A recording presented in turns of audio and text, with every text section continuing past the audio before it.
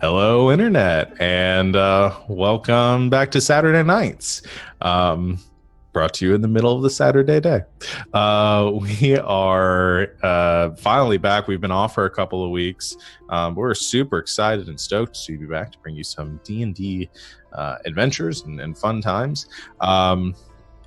We'll get started here in a second. A couple of announcements over what's coming on over the next couple of weeks, so you know what to expect.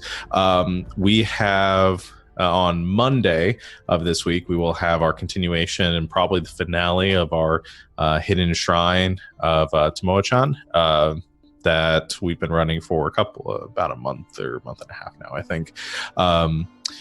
So come and watch us do that. I think we are typically, or what time we started last time, 8 o'clock Eastern time is our start time for that. So come and hang out. We will on Thursday of this week have our very first session of All Myths Are True, our Monster of the Week game that Savannah's going to be running. It's going to be a lot of fun, and you should come check it out. It's going to be at, I think that's also 8 o'clock Eastern time? 8 o'clock Eastern. 8 o'clock Eastern.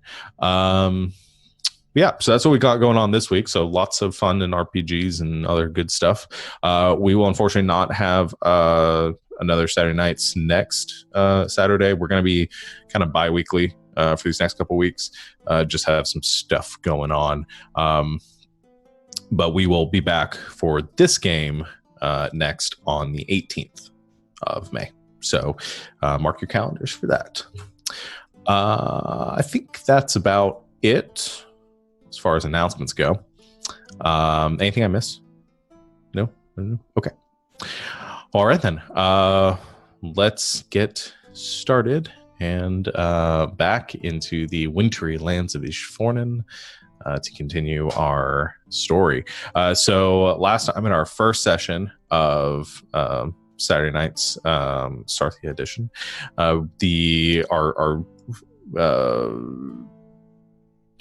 quartet, I guess, of adventurers had arrived in the small hamlet of Glassnock, looking for work, traveling south out of the city of Glanbala, and had come to a small, restless little town, which seemed to have befallen some trouble.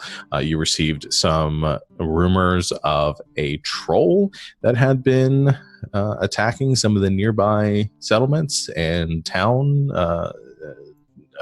townsfolk, stealing some of their livestock and causing some woes for them.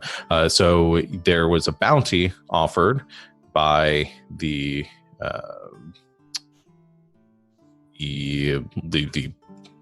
guard for Ishfornen. Now I'm having to remember all the names of everything that I've come up with and promptly forgotten over the last couple of weeks. McDwyer. That's right. I was trying to remember the name, something else though. All right, but yeah, McDwyer had offered one of the guard, Captain McDwyer had offered the bounty for killing the troll of 500 gold pieces. You gathered some information, learning the troll had been attacking at night, and decided to head into the forest the next day to seek out this creature. Upon making it into shortly after entering the forest and following the paths south, you came across a group of travelers, which you quickly learned to be bandits that seemed to be have kidnapped or transporting a young boy named Luke. You were able to free him and identified the bandits as being members of the Umbra Hawkers, a group of ne'er-do-wells that haunt this forest, giving the villagers and travelers in this region a hard time. You went back to Glassnock and spoke with McDwyer. He advised you that he would extend your contract and also offer you gold for taking out these Umbra Hawkers. So the combination of that and learning of some of the terrible things that had befallen this poor boy, Luke, you decided to also set the Umbra Hawkers in your sights. And I think that's where we left off with our session last time. So as far as where we're picking up today, I'm trying to remember the timing. I think we ended in about middle of the day last time. You have half the day ahead of you. You know a little bit about where the Umbra Hawkers are. You know that they have some sort of fort or hideout in the timber, and you have a couple of their symbols, so their pendants. Oh, yeah. So, what would you like to do?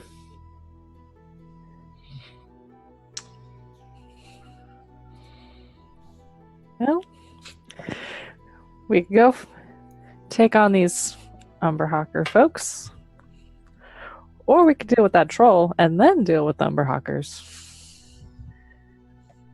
So I'm slightly more inclined to go after the troll first, and then deal with the Umbra Hawkers. Largely because I believe the troll is a more localized problem, and because Mel had one of the two we captured point out where it was on the map, right? So it would be... Yeah, and Mel knows. Where the hideout is? Yep. Yeah. So that's further away than probably dealing with the troll would be? The hideout for the Umbra Hawkers is about, I think it'd be about 2 days travel into the forest. So it's a pretty far distance, but not unreasonable. Or day and a half travel, I should say. You'd be there on the second day.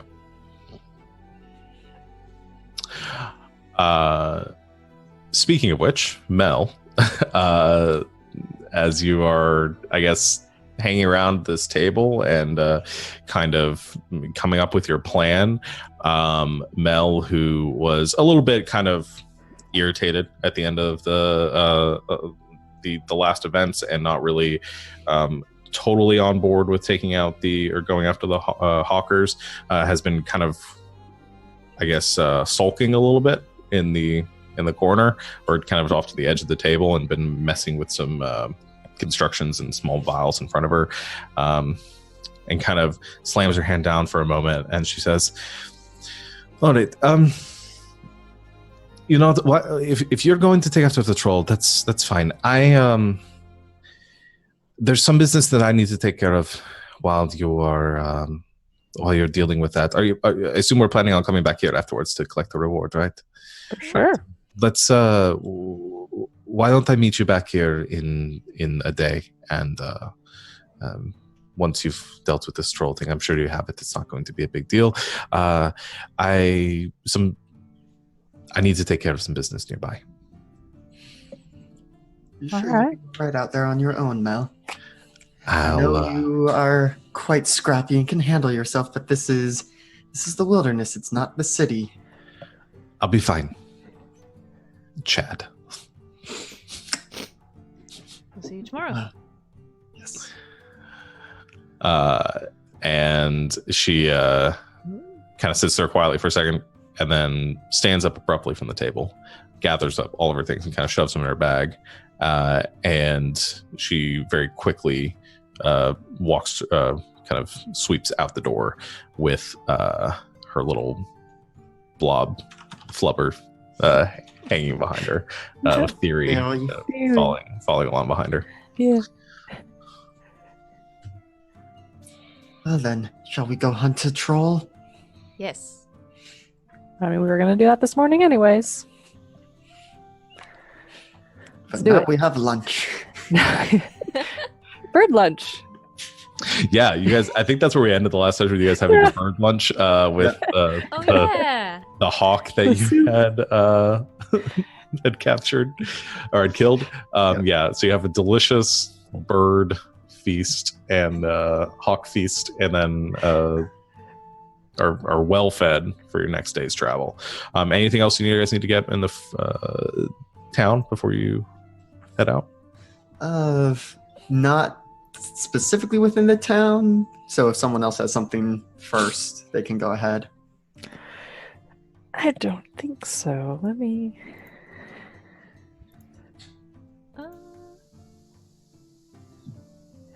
No. Just like double checking if I like need like a component or something, but I think I'm probably good. Okay. Well, then, as we start heading out and get to the edge of the town, edge of the forest, Chad reaches to a pouch at his side and pulls out 3 little fuzzy objects, which materialize into. Ah, yes. I forgot about this. Let's see, we've got a giant rat, a giant elk, and a panther. An Jesus elk? Christ. Can I ride on the elk? All right, so you Can Hilda ride on the elk? Chad reaches into this small leather pouch and pulls out these 3 kind of quivering brown and white like fuzzy masses, takes them, throws them into the air, and all 3 kind of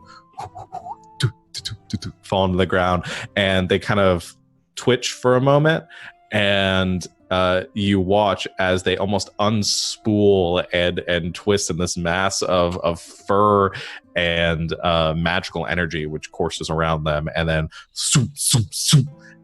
3 creatures take form.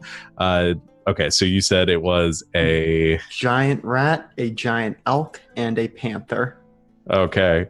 A giant elk. Elks are huge already. Yeah, no, this elk is about 8 to 18 feet tall, with these massive antlers coming off to the sides, which also have a wingspan of probably about 10 feet. And it just like towers, almost like, I think the elk stands in the middle of the street here in Glassnock, and you watch one of the windows open as somebody takes a rug or from their house, is like beating it out the window, and they look up, and there is a elk just staring them in the face, and they just make eye contact for a good 5 seconds, and then lets out a shriek as they drop the rug out onto the street below, and then slam the windows closed behind them. It's all right. Don't worry. They're friendly. And as part of pulling them out, I will give them the general command for now of, so creature is friendly to you and your companions, and next on my turn can give it orders. So travel with us and fight our foes. And I can give them more specific orders in the future, but just so that they are not just acting according to their own nature for now. I want to be friends with the elk. The elk just seems totally, listens to Chad's command, but it just kind of has this very, I want to say, distant look in its eyes, and just doesn't seem concerned with anything else that's going on in this town, even with the shrieking. And it's just looking around, just kind of clomps down the city street a few ways to these massive hoof falls. The panther very quickly locks eyes over on the rat, and the 2 of them stare at each other for a bit, and you swear you see a bit of drool coming down the side of the panther's face. And the rat looks terrified, I think, goes and hides behind Chad for a moment. So you've got your 3 friends now. So we're friends. So the giant elk is huge. Could all of us actually ride on it?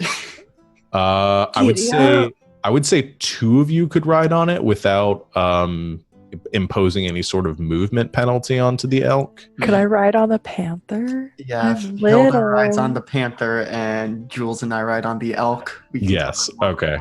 Yeah, because Hilda, are you technically like small? I'm a halfling. I don't know if that counts as small. Okay. Yeah. Yes. Yeah. So you can definitely ride on the panther. The panther doesn't seem too happy about it, but it takes the command and just I give him some scritches where I know Pingerbond likes to get scritched. Okay. And I hope that this big cat likes it. Okay. Yeah, it just kind of growls for a moment as you scratch it. The growling stops, and then a slow purr kind of begins. and it seems to straighten up a little bit more. The rat, I think, also scurries up on top of, to cling to the side of the elk's fur. We are so magical. Yeah, this. this is a very small town, and I think there are 2 or 3 townsfolk, just simple country people that are standing on their porches and just mouths agape, gawking at the 3 of you and your magical companions. We'll be back with the troll's head, never fear. do like a queen wave. Yeah, they're just terrified. Yep. So you begin, the 3 of you and your new entourage, galloping forth. What a great start to the afternoon. Yeah, right. I think we just ended the We had campaign. a great lunch with some magical friends. Okay, so it's Chad and Jules on the Elk. elk, And the rat. and Hilda on Yeah, the rat is also on the elk. 'Cause yes, it's small too, even though it's giant. yes, Giant for a Hilda rat. on the panther. I'm trying to be friends with the rat. Okay, I wanna Do see you if give it any it'll let me- food? I want to see if it'll let me pet it. what do you? Okay, make an animal handling check.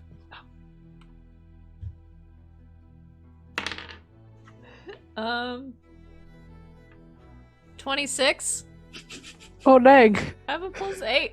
Yeah. Well, okay. So the would do rat it. seems very scared, and it's kind of burrowing into the elk's very, very thick fur from it, looking for any sort of safety from the panther. And you see it, and you sort of coax your way down the back of the elk, kind of sliding towards it, and it looks up at you, and you take a few like crumbs from some of the rations in your bag and hold it out to it, and the rat kind of sniffs a bit at it, and then very quickly grabs some of the food scraps and runs along the elk's back up just like right behind you, and sort of like nuzzles in behind against your back, and just begins to chow down on some of the scraps of food that you give it. Yes. And it seems smitten by you. I love it. It's my new best friend. Name it Cheddar, and it's in our new campaign mascot. Aww. Oh. You guys can name it whatever you want. Okay. Come up with something good. Yeah, we're gonna have to decide if these creatures maintain consciousnesses across being pulled out of the bag. That's true. Oh yeah, did they come? If Oh. there are just 3 consciousnesses, consciousness? Yes. Consciences? Conscious eye. Conscious Because that's a word. Just neat. Or if it's like every time it's the giant rat, it's the same giant rat. Or Yeah. anyway, Ooh, Still I have like to do go remember. discussion later. I like to go with that. You guys are gonna have to name all these little animals. But yeah, I like the idea. It's the same giant rat every time. It's the same giant elk every time. Oh man. If you want to name an NPC, chat. Oh my gosh, please. Yes. Yeah. Please name our animals. Pull up the redemption, so I'm ready for that. Yeah. Okay. So how are you guys approaching going to the fort? Are you following the road? Are you off-roading it? Well, because. Go ahead. You were saying something. I was just gonna say, because we had like a general direction that we knew it was going, right? Oh, that's how we ended Yeah, up we on found that some path tracks, with yeah. the kidnappers. That's right. It's all like coming back to me. I don't know. Do you guys want to keep following that road? Probably, because. Keep our eyes peeled for more tracks. Sounds like that. Sorry, I'm getting. Twitch needs me to authorize. Okay. Okay. Go Yeah, to so make we'll keep following the path, I guess, keeping an eye out for the tracks we saw before. whoever's going to lead this tracking expedition make a survival check. That's me, probably. Yeah. Probably, yeah. Okay. The panther and the rat have keen smell, so advantage on smelling perception checks. But That could be very helpful. yeah. Yeah, I'd say a survival check will put them in the right direction. Then you could use their skills to narrow down the search area. 15. 15. Okay. So you pick up on some of the tracks that you had followed the previous day, and again, some large tracks leading into the forest, but you pretty quickly lose track of any anything you would consider large enough to be like troll footprints. There's a lot of like natural creatures that live in these forests, wolves, bears, smaller rodents, things like that you notice. You have to get off the elk for some of this tracking, and then you kind of follow for a bit on the elk and you get back off. Since you're so high up, it'd be hard to see a lot of this. That's okay. There are also a lot of wagon grooves that lead through the forest, especially near the roads. And a lot of foot travel from people coming through. So you follow that for a while. I don't think there's anything too distinctive to pick up on, but you're keeping an eye out for anything troll related. However, after about an hour of traveling into the woods, and it starts to get pretty quiet, only the sounds of the kind of swaying tree branches and kind of a cold late fall or wind kind of cutting through.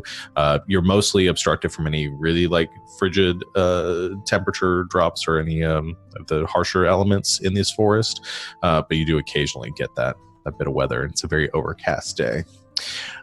However, with your survival check, and I think your passive perception, Jules, you begin to hear the sound of growling and snarling of multiple wolves, not too far off from where you're at right now.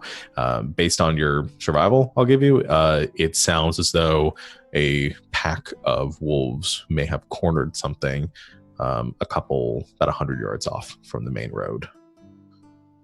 Okay, tell everybody to hold up. I tell the animals to stop. Wolves. Ooh, well, we should probably go around those. Yeah. Rather not tangle with anything extra if we don't have to. It sounds like they've cornered something, so probably skirt around.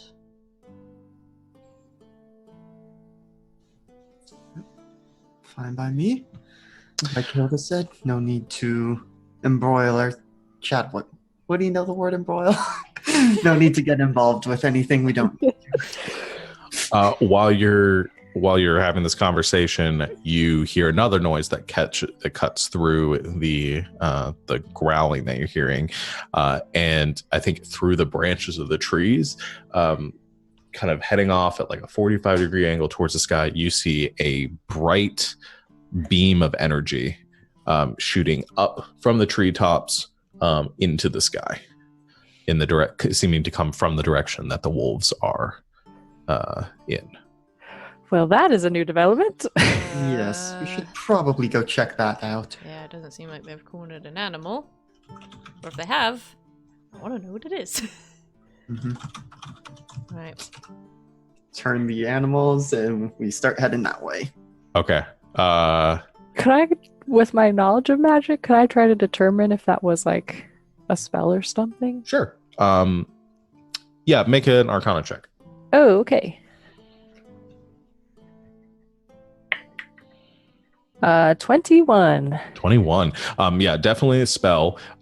Based on seeing it, your knowledge, it looked like it might have been.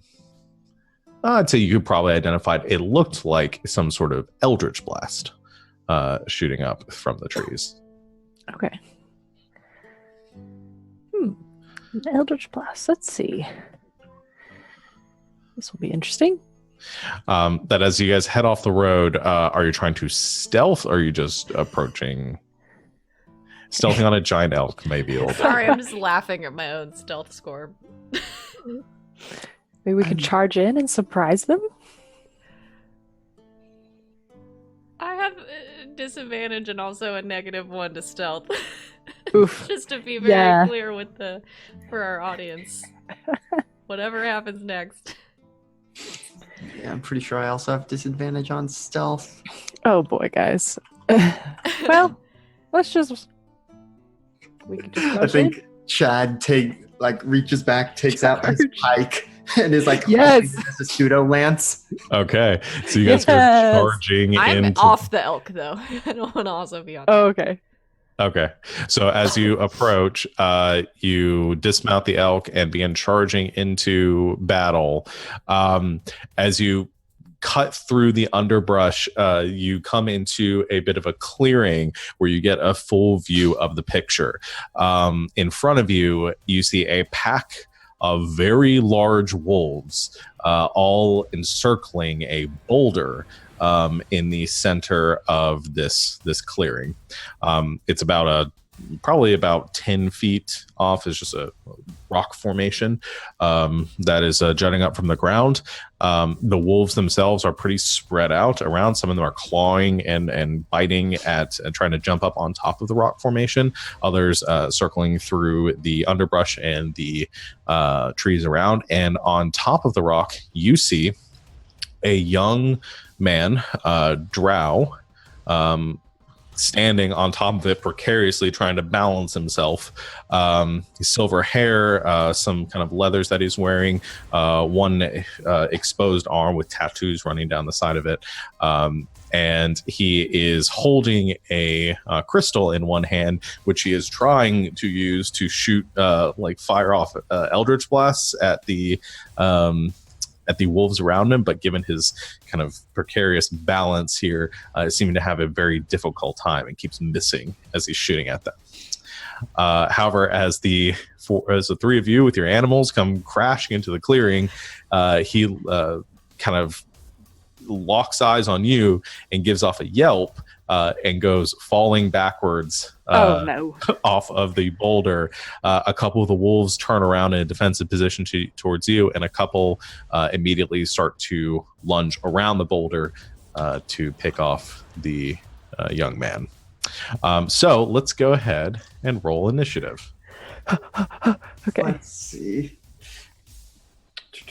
Do each of the creatures have their own initiative? Yeah. Here's what I want to do for the creatures, if we are okay with this, because it is Chad's magic item, so I don't want to take it from you. It might be best if you guys all pick one animal and you all run that one animal for the combat encounter, if that's how we want to do this, rather than and then it'll just go on your initiative order. Yeah, that works for me. And at Chad, since it is your magic item, you can pick first if you want, and pick whichever one you think. I think Chad's staying on the elk for now and is gonna ride it as a mount for now. So maybe Chad, so Chad can use the elk. Hilda can go with the panther because you're riding the panther, and then you made friends with the rat, Jules. So you and the rat go charging off in the battle. I'm going to take you off of the back of the thing now. Okay. All right, go and roll initiative. Oh, okay. Oh, where's my sheet? Okay, click. On my token. Oh boy, I just looked at the size disparity between Chad and the elk. Oh my gosh. Very big. Yeah. That's pretty dang. Well, just like I guessed, that a D20 that I rolled a 19 for got me a 1 for initiative. I also rolled a 1 for initiative. Oh, guys. These guys. Yeah. Roll 20 did much better than I did. Okay, where's the tracker? Do I just not see it? Oh, I have not brought it up yet. I forgot. Oh, okay. My bad. All right, so I got more than that. Okay.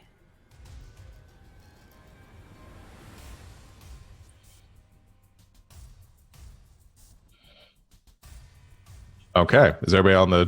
Jeez, the ones. Oh, no, guys. This poor dude. We tried to come and save him. Well, Hilda, what is your dexterity? Oh, let me pull my sheet back up. Hang on. It is a 3. +3? Yeah. Okay. Then you will go before the dire wolves. Oh, okay. All right. So, at the top of the round, the drow is going to be going first. He's going to use have us moving to stand up from the other side of the rock. And he sees all of you on the other side, or having seen all of you on the other side, I think he goes running 5, 10, 15 is about as far as he can get. And he's going to turn around to the direwolf behind him, and he's going to fire off 2 more Eldritch Blasts in its direction. It's going to be I think it's loading 17, 22, both hit for a total of 29 points of damage. And that wolf is not looking great. Takes 2 Eldritch Blasts straight to the kind of center mass and almost falls down. But it bloodied and broken. It still gets back up and is charging at the young man, who lets out kind of a cry of panic. That's going to end his turn. Hilda, is your turn. Oh, okay. I'm going to... Let's see. All right, Panther can run 50.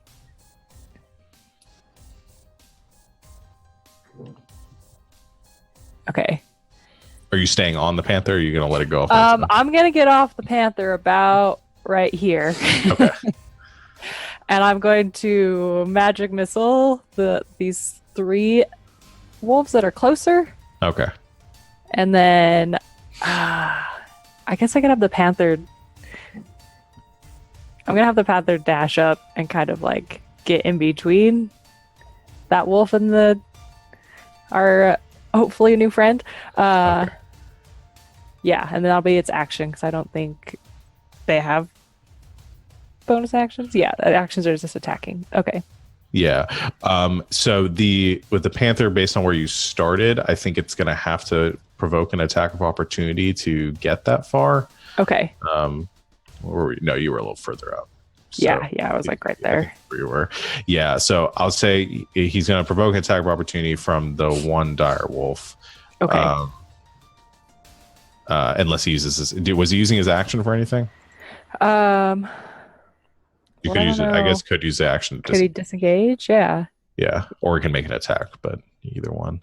Okay. Yeah. No. How about disengage? Okay. Kind of like dodge around that one and get Alright. closer to him, and then I'm gonna hop off and cast magic missile at the 3 wolves closest to me. Okay. First level. Yes, first level. Let's see, and they just hit. Right? Yes. Yes. So just 1d4 plus 1 to each of them. Oh, okay. All right. One on the left gets 4. Nice. One in the middle gets 5. One on the Nice. right only gets 2. 2 very good match missiles. One okay. All right. So 3 match missiles shoot out. Are you using your bells? Yes. Okay. So you pull one of the bells from your pouch. You ring it. As it rings through the air, you see 3 bolts of arcane energy go shooting off into the air, and then they spin for a moment and then circle back down, each one connecting with one of the wolves, which doesn't seem to hinder them too badly, but it definitely gets their attention. Okay, that's an action. Anything else? And that's what I do. I don't have bonus actions. Except for inspiring, but I don't think we need that yet. Okay. So that's me. So the dire wolves turns now. I think I'll get lunched. 5, 10, 15, 20, 25, 30. That one comes over towards you, kind of flanking off to this from off the side. This one is going to go straight forward there. This one goes 5, 10, 15, 20, 25, 30, 40. They are very big. 45 is also going to flank around Hilda. Oh, no. And I think this one's also going to flank around the rock. 5, 10, 15, 20, 25, 30. It has enough movement to make it there. This one goes there. Okay, so we're going to go 3 against 2. The wolves, I'm going to have the attack against the Panther first. All these attacks are going to be at advantage because they all have allies within 5 feet of the creatures. Oh heck, I forgot wolves can do that. Okay. Yeah, so attack against the first one. It's going to be a 21 to hit the panther for 10 that piercing, hits. 10 piercing damage. It's still up. And it's a strength save. Strength save. Okay, let's see. Its strength is +2. So 10. Does a 10 make it? 10 does not. He is pulled to the ground and is knocked prone by the attack. No. The other two go for attacks against the drow young man. Both of them hit for 20 points of damage total. And he's going to make 2 strength saves. Is knocked to the ground on the first one. So he is also pulled to the ground. Is not looking great. Oh, I missed one of the wolves. I didn't realize he was over there. 10, 15, 20, 25, 30, 35, 40, 45. Ooh, 50. Yeah. Oh gosh. Um, Bye guys. so we're going to get 3 attacks against Hilda. Okay. Bring it. Oh crap. First one's only a 12 to hit. No. The second one's a 23. Okay, what was the third one? Is there anything you want to do on the second one? Or I'm gonna cast shield. Okay. Well, that is that not to get it above a 23? Shoot. Actually, I don't know how much a shield It's adds. +5. Oh no. So no, never mind. Just Okay. kidding. I was curious. I was like, damn, you got a high AC if that's okay. But the last one's a 23 too. So Yeah. No. Okay. So 2 of them that's hit it. for a total of 21 points of piercing damage. Oh. Okay. And then I need 2 strength saves from you, and then Chad, you are going to be up next. Okay. 2 strength saves. Yes. All right. First one. Oh, that was a really good. 18. Okay. Yes, success. Okay, and second one. And a 19. Nice. Both succeed. You really high bang out. The AC. wolves are pulling against you, and this small Fat halfling dogs. you just punch them in the nose, and they run off, or they don't pull you down. Okay, Chad, it's your turn. Okay, so what I want to do is let me see how far this is.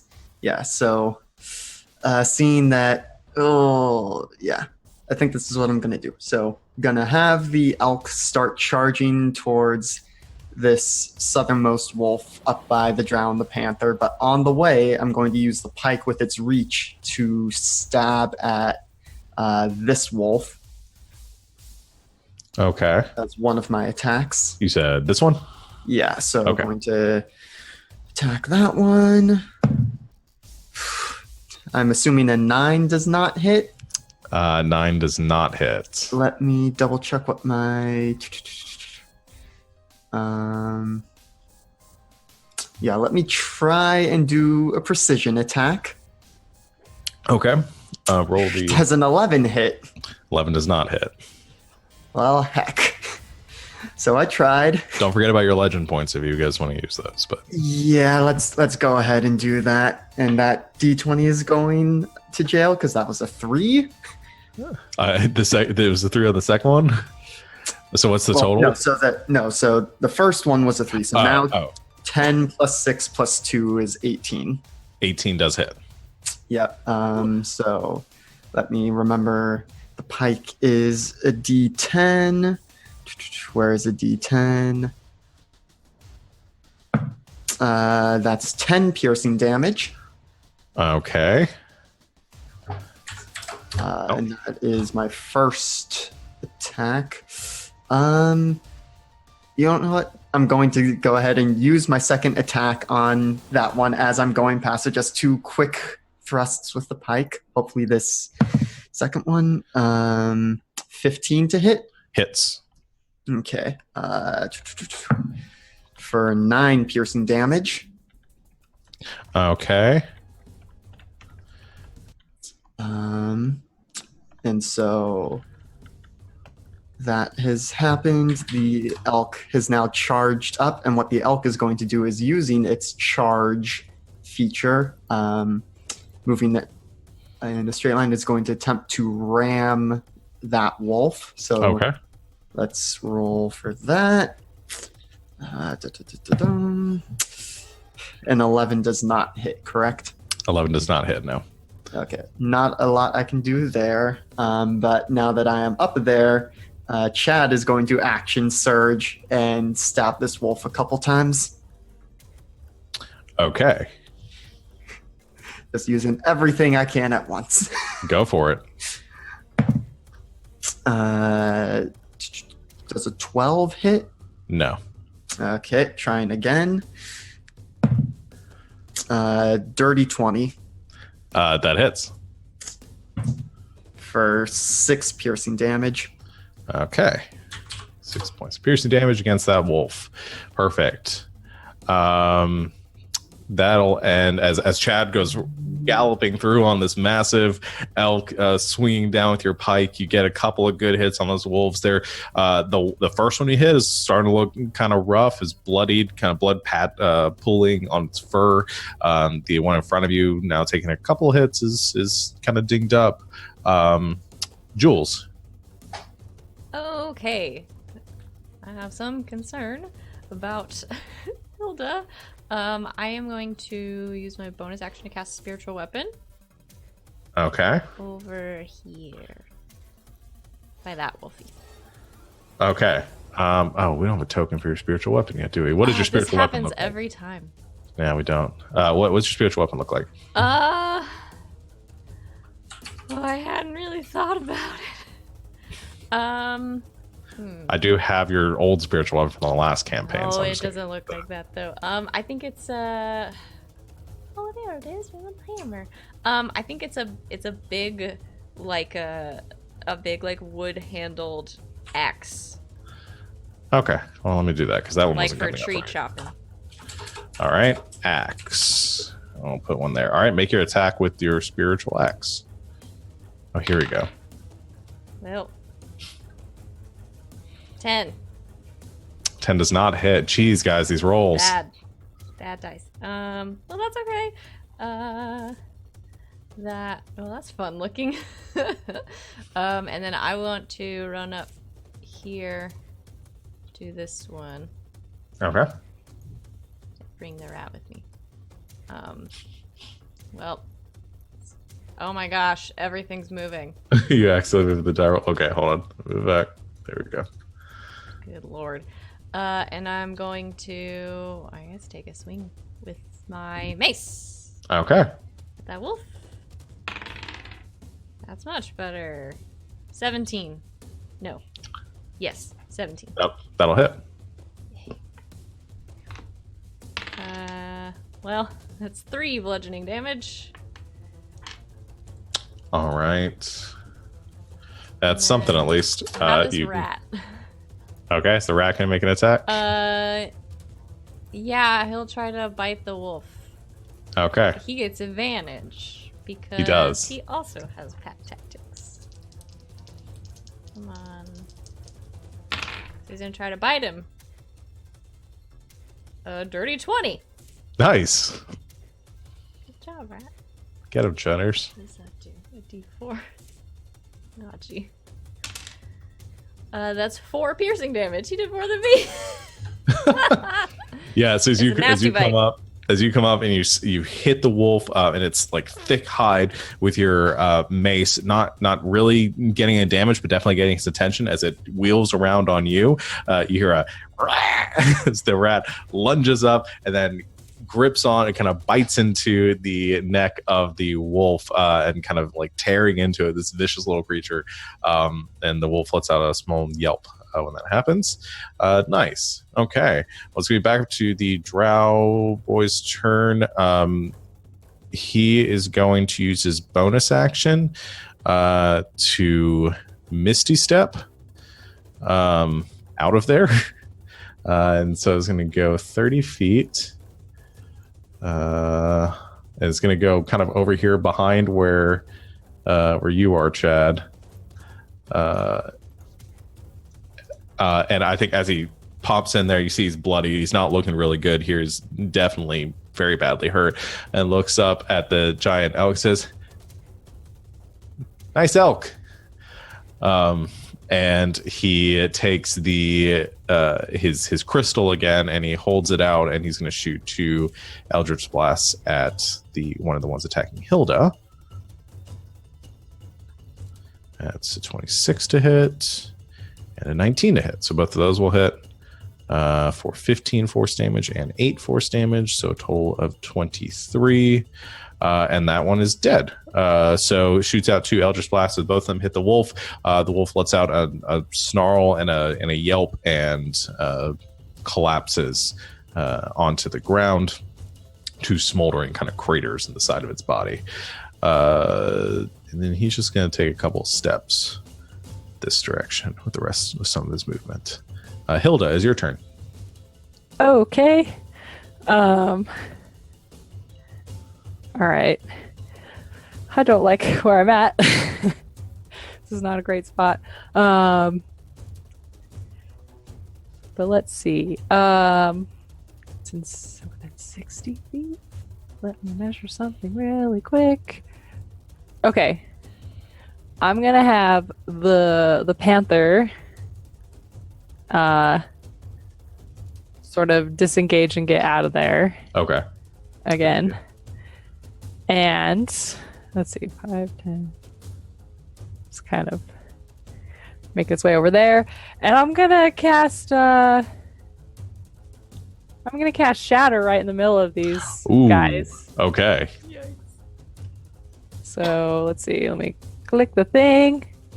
Yeah, I'll definitely get all 3 of them. Okay. I whispered that, but that's fine. Why did it? Okay. Okay, so it's a con save. Yes. They have to make creature within that 10-foot radius, so I kind of like did in the middle of them. They have to make a Constitution saving throw. What's your DC? My DC is, it's not on the sheet. Hang on. I don't think it'll matter. That was an 8, a 4, and a 14. 7. Yeah. Okay, so they take 3d8 thunder damage. I think you rolled. It was 20 points of thunder damage on there. Oh yeah, I already rolled it. Perfect. Yeah. 20. Jeez. Okay, so that one's dead. This one is nearly dead. This one's also very nearly dead. So there's a screeching noise and like a thunderclap in the center of this clearing. One of the wolves drops and kind of pawing at the ground a little bit, but it stops moving very soon after. The other 2 sort of bury their heads down at the sound of this screeching, a whining noise, and you see shaken up. The rock itself begins to crack and break next to them. They're stunned and they begin to right themselves, but you can see they're a little more on the defensive right now, given that a couple of them have died. So that'll end Hilda's turn, right? Yes. Okay. Yeah, that'll be it. And yeah. Okay. So it's going to be the wolves' turns again. I think the one by Hilda and Jules, 2 there. I think one is going to make an attack against. Man, if I really want to attack Mr. Cheddar's, but I also feel like I'll be crucified if I kill him. Go for it. I think it's going to take a bite at the rat because it is small and weak and right there. But does not at advantage because it doesn't have another ally next to him, so it makes a bite against him. Ooh, that's a 16 to hit. Yeah, that'll hit him. For 11 piercing damage. Oh. Poof. Bye, rat friend. Bites on to Mr. Cheddar's, who valiantly tried to kill or valiantly attacked the wolf, but in kind of lets out a squeak and then poof, disappears in a spark of magic, and the wolf seems confused. The other wolf is going to attack Hilda. Again, not at advantage, or no, well, this one will be at advantage. Oh, it is. Okay. That's a 23 to hit you. Ah, yes. For 8 piercing damage. Ouch. I'm still up, though. Oh, yeah, just barely. The other two, I think, are going to 5, 10. Oh, didn't mean to move that one. That's fine. I think they come up to the elk. I think both of them are going to make attacks against the elk. It's a 19 and a 17 Both hit. for a total of 16 piercing damage. Okay. All right. Mr. Cheddar's is gone. There's we'll do that. Chad, is your turn. All right. Let's see. The elk is going to try and stomp on the weaker one there with its hooves. Okay. It does say the ram attack has a reach of 10 feet, which I guess is to account for its antler span, but Yeah. let's see. Does a 13 hit? 13 does not hit. Okay, that d20 is also getting retired. It's only rolled above a 10 once so far. I guess, let's see, Chad is going to hop off the elk down over by Hilda. Okay. And run over to help protect. And as he does that, is putting the pike away, great sword out, to attack this one that is at full health. Yes. Nope, that was a 3 extra attack. And we said a 12 does not hit. 12 does not hit. No. Okay, let's try a superiority dice for precision attack to try and hit. Just got to roll over 1. A +3, so that Then- puts it to 15. That'll hit. Okay, now let's roll some damage. D6s. Ooh, very good. 14 slashing damage. Nice. Ugh. Forget, was that my first attack? No, yes, or no, that was the second one because I rolled a 3. Because my Okay. D20s hate me. Yeah. Bonus action. This is something I meant to do before, but I'm going to use Rally to give Hilda some temp HP. So you get 10 temporary hit points. Yay! I'm inspired by you protecting me.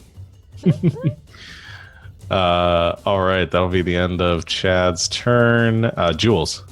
Okay, I'm gonna use a bonus action to have my spiritual weapon. Yeah, I guess hit the same one that Chad was hitting. Okay.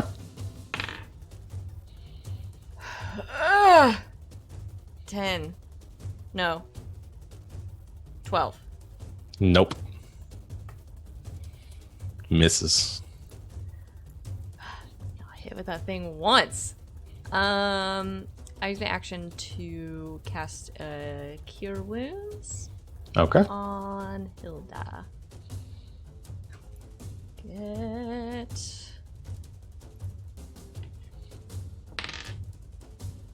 10. All right. Hit You points. regain 10 hit points. Yay! Ew. That's it. All right. Maybe I'll hit something. One day. That'll be the end of Jules' turn, which puts it back to the Drow's turn. He is going to holds out his hands again and holds the crystal, and this time passes his hand over a couple of times, and you see it begins to glow this bright sort of white light, and shooting out from it toward the wolf right here in front of Jules. He's going to cast a guiding bolt, which is a natural 1.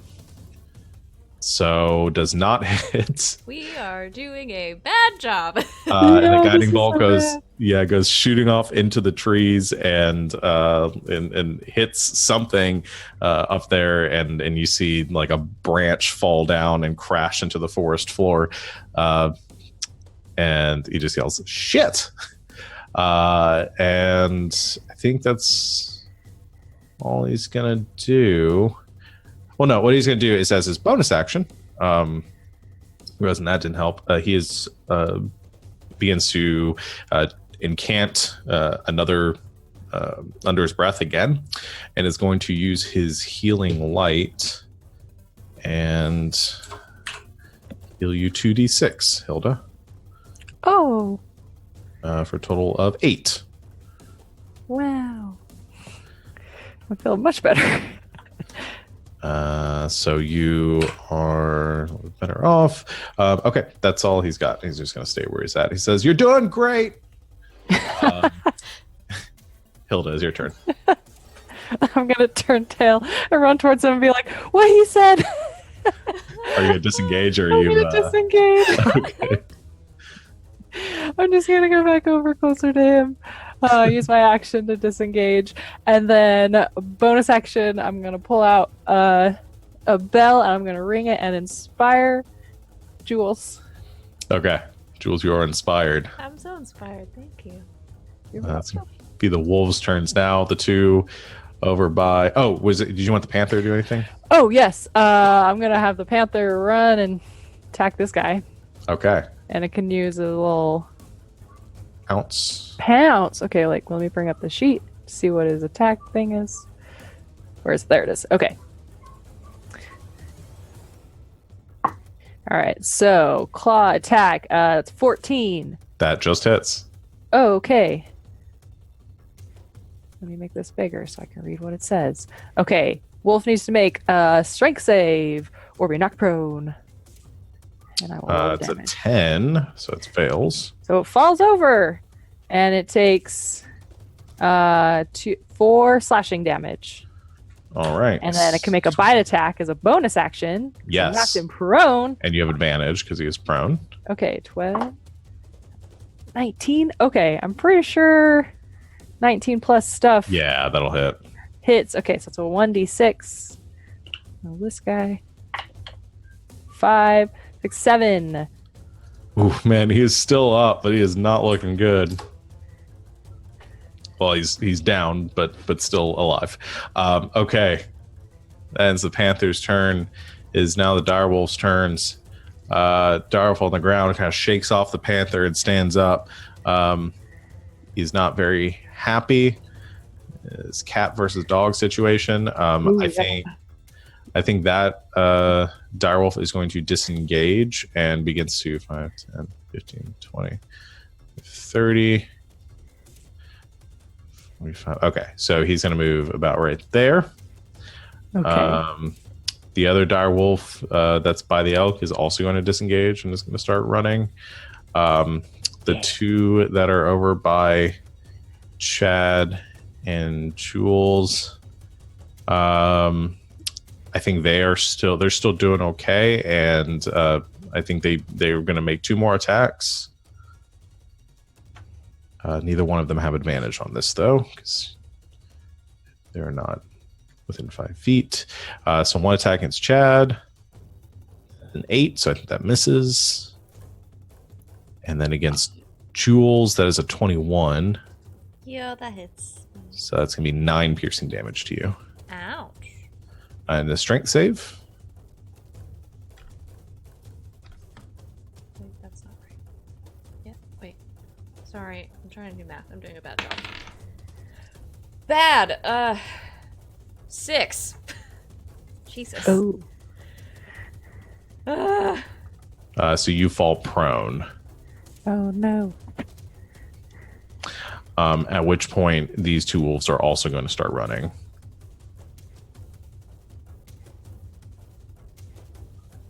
But you can make an attack of opportunity, both of you, against them while they run. Jules would be at disadvantage. Do it anyway. Nope, 10 does not hit. I have rolled above a 10 on my D20s like once today. Aw, buddy. 23. 23 disadvantage. I Jeez, rolled an okay. 18 and a 20. Jeez. Okay. Yeah, that hits. So I was dancing. Oh, 6 dang. bludgeoning damage. Okay. That one gets cracked a little bit and starts running. Are you guys pursuing, or are you guys going to let them go? think we're gonna let him go. Yeah. Yeah. Okay. The wolves go crashing out, whimpering into the darkness. And that's going to end combat. If I can go away. There we go. Whew. I'm I gonna think get I'm up. gonna. Yeah. All right. You stand up. Most of you looking okay. A couple of bite marks. Elk doesn't look so great. Panther does not look very great. Rat is dead. Oh. We will avenge you. The drow boy who's also sort of bleeding and not very. I mean, is doing okay, but it's pretty badly wounded. Comes up behind you, Hilda, and says, "Well, took you all long enough to get here." Yeah, because we definitely knew you were here already. Yeah, but you were gonna be getting here anyway. I mean, it's fine. It worked out. I just didn't really think that I was gonna get that bad. But yeah, good job, everyone. Well done. Who are you? Yeah. Oh, sorry. I sometimes forget to introduce myself. Matthias. Matthias Loop is my name. Well, nice to meet you, Matthias. Are you out here by yourself? No, currently, yes. Okay. Were you with someone before? I was. A few people. They, it's sort of a long story, but I was out here with some people looking. Wait, let me guess. Eaten by a troll. No. All right. Good guess, though. No, they ran away when things didn't go so good against the hawkers over at the Black Perch, and I ended up here on my own. Well, then you went to go tangle with some hawkers.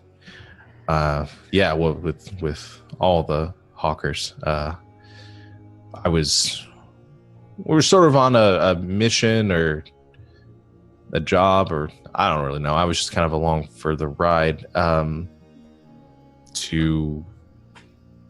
Quildun, just a little bit south of here. I don't know if you've been there. Yeah, so we were sent here to fight the hawkers, and yeah, everyone else just sort of ran away when it didn't go very well, and I've kind of been out here by myself. And well, my mistress said if I waited here that somebody would come by who might be able to help me, and so I waited. And then I thought you were here, and it turned out to be wolves, and I didn't think that the wolves were going to help me. I asked, but they just attacked, and then you came along. Ah. Makes a little more sense now. Now, Well- when you say mistress, I'm a little confused how someone you are having relations with would have that kind of knowledge. Not that kind of mistress.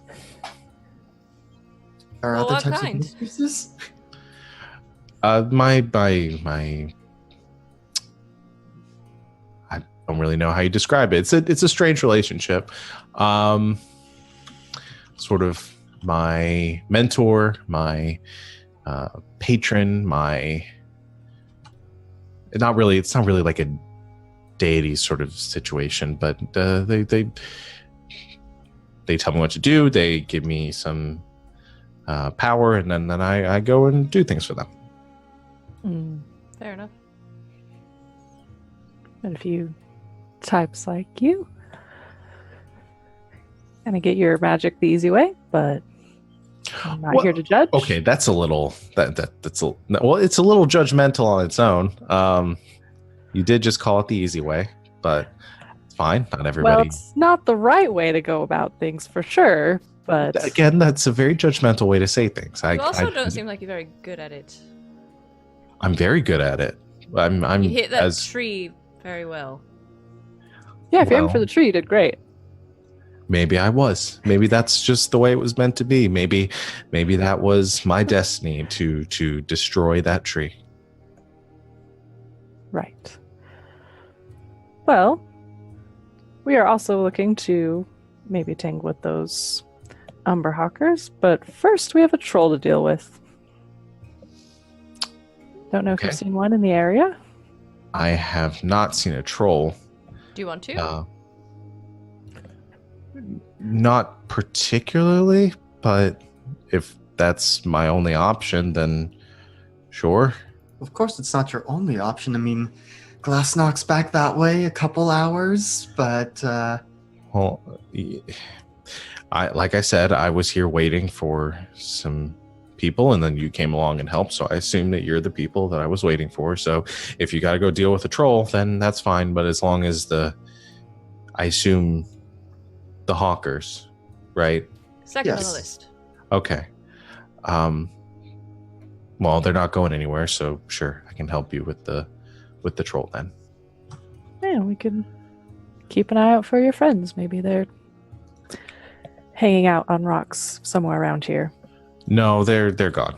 I mean, they weren't really my friends anyway. They're just the other people that were hired. I just kind of got roped in. I was told that I needed to come here to fight the hawkers, that they have something that I need to find, and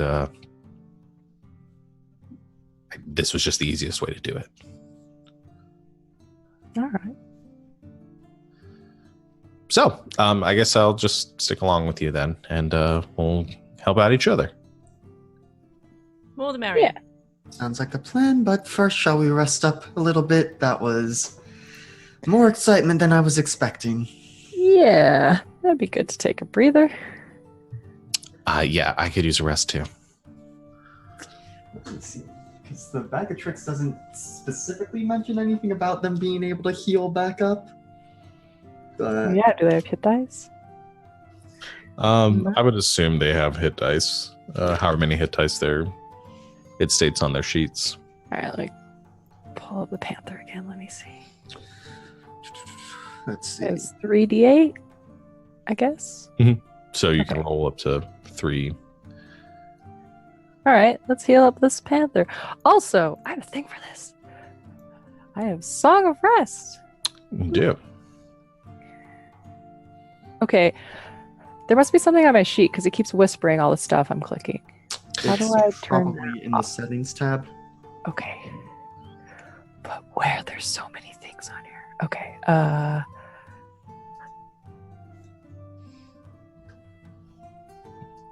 Oh, okay. Never whisper rolls. Yeah. Maybe that?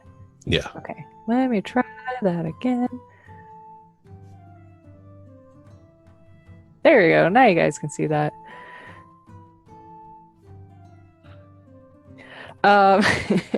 So it says I can use soothing music or oration.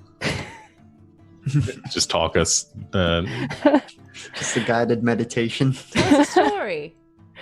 I could tell you all about the benefits of studying and practicing magic, and working hard. All right, go and roll a d6 then, Hilda. You know, preach the good word of studying to this wayward soul. Let's see, 4. Okay, No. everybody regains an additional 4 hit points. Which I'm not sure what the elk was at because I was only modifying the token's health, not on the sheet. And I didn't that The elk, down. yeah, the elk is at 26 out of 42.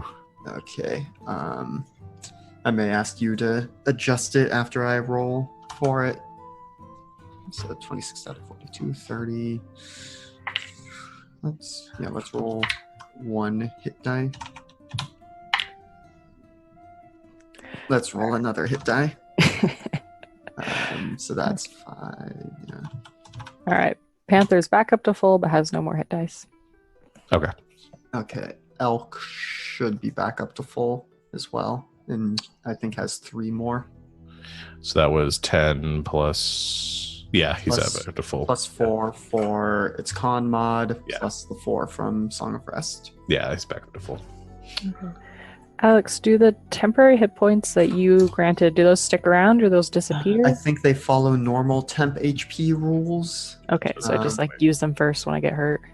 Yeah, but if you take a short rest right now, then you won't. Then you'll lose them. Oh, okay.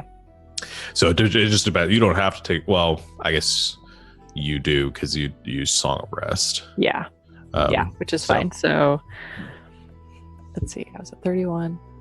So minus 10, 22.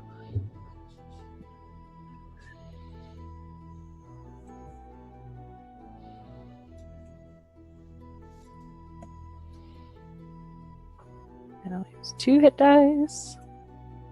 Cool. And back up to full. No temp HP. Okay. Okay. So you all stick around for a moment and rest up, healing your wounds. Matthias just kind of sits there, kind of fidgeting for a long time, waiting for the rest to be over.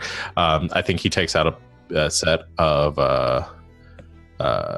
tarot cards and just begins to kind of flip them around while you're all resting. And as you finish with Hilda, sort of, I guess, you're narrating, you're orating.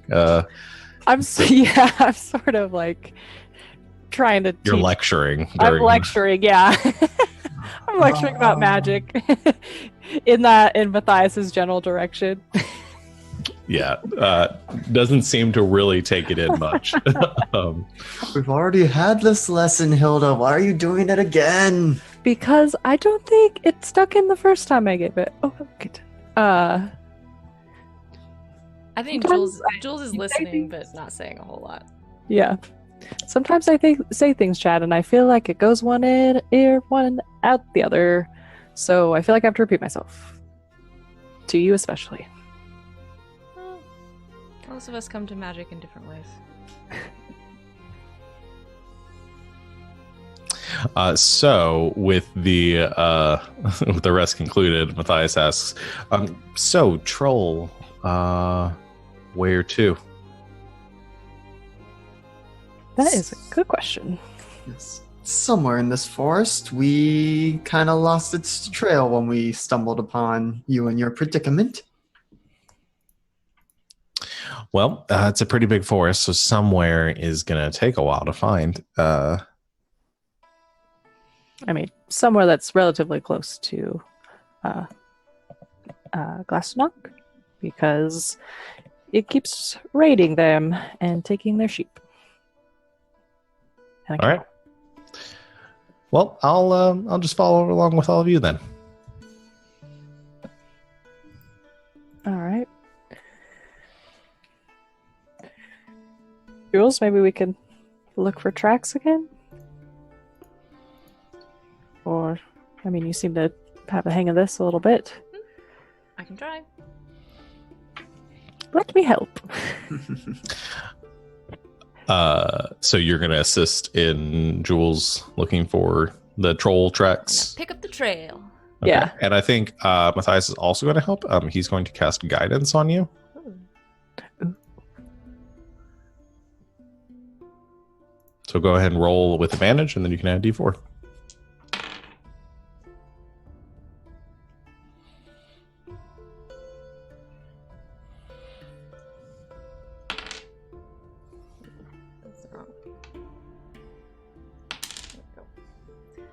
Okay, hold on. 31. Okay, what? Is that right? I rolled a 19. Okay. And I have a +8. And then I rolled a 4 on the D4. Yeah. Yeah. Jesus. I'm really good at like 2 things.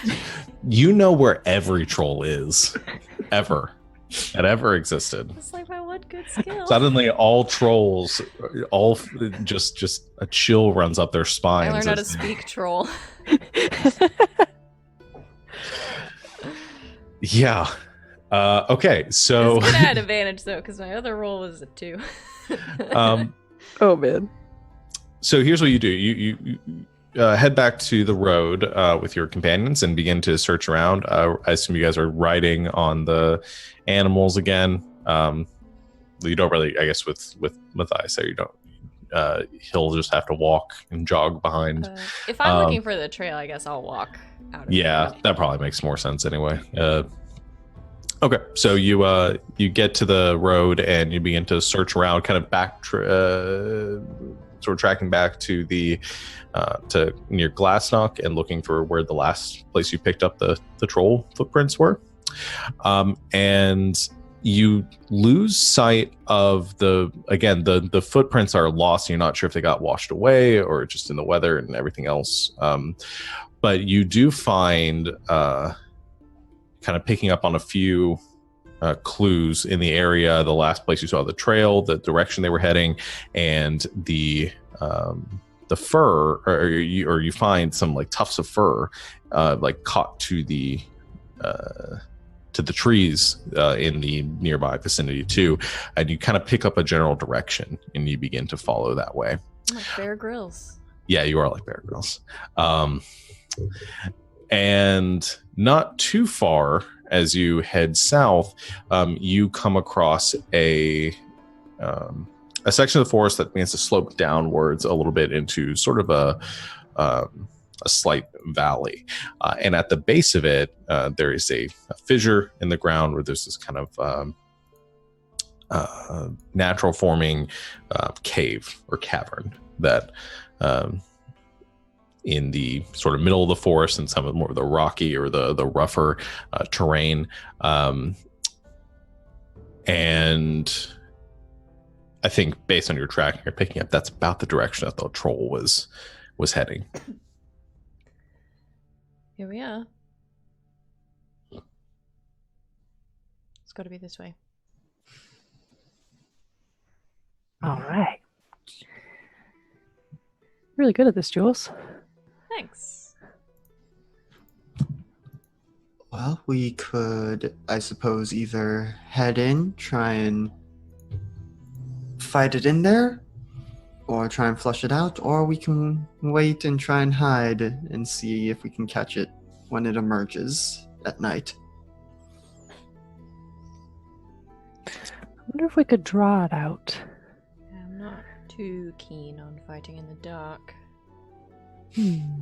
Well, depending on how far in this cave goes, I have an idea for how we might be able to draw it out. Do tell. I'm just going to be very, very loud and yell at it until it comes out. Chad, Genius. I think that is your most complex plan yet. Well, at least the most complex one that doesn't involve any of my weapons. Well, Alright. you stand here and yell at it a bit. Maybe we hide around the entrance and get it when it comes out. Most Maybe exciting. more likely to take you on if it only sees you. All right. If no one else has any other ideas, I'll just get to it then, I suppose. Right, well. Chad's bait this time. We'll trade off next time. Take turns. So, Chad's going to approach the entrance to the cavern. I think he'll poke his head in a little bit, see what he can see with his dark vision. Okay. You want to try stealth up? No, not particularly. Can I cast a Okay. spell? Okay. While he's doing this. I want to cast Aid. All right. You 3. Okay. So your hit point maximum and current hit points increase by 5. 8 hours. Oh, Got some time. That's a long time. okay. What does that do again? I clicked the spell. It didn't come up. Your hit point maximum And your current hit points increase by 5. 5. Okay, that's how much it was. Okay. Well then. Okay. So Chad, you walk up to the entrance of the cave. What do you do? You give me some flavor here. I'm going to go ahead and cast Thaumaturgy Okay. and just be very, very loud and just like, "Hey, troll, get out here!" Troll, la la la la. Let me sing you the song of your people. Oh, jeez. Can I also cast Prestidigitation on him and make him smell like another troll? Okay. Whoa.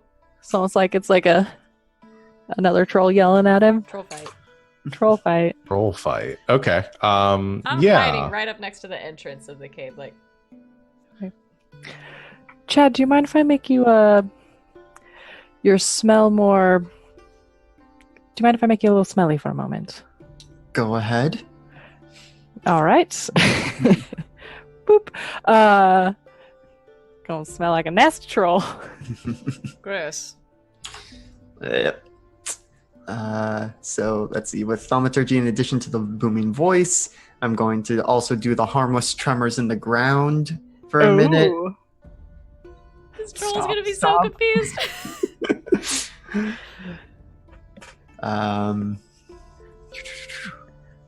Let's see. I'm trying to think what else I can do with Thaumaturgy. I'm just gonna, keep doing booming voice, tremors, and some other miscellaneous sounds to try and draw it out.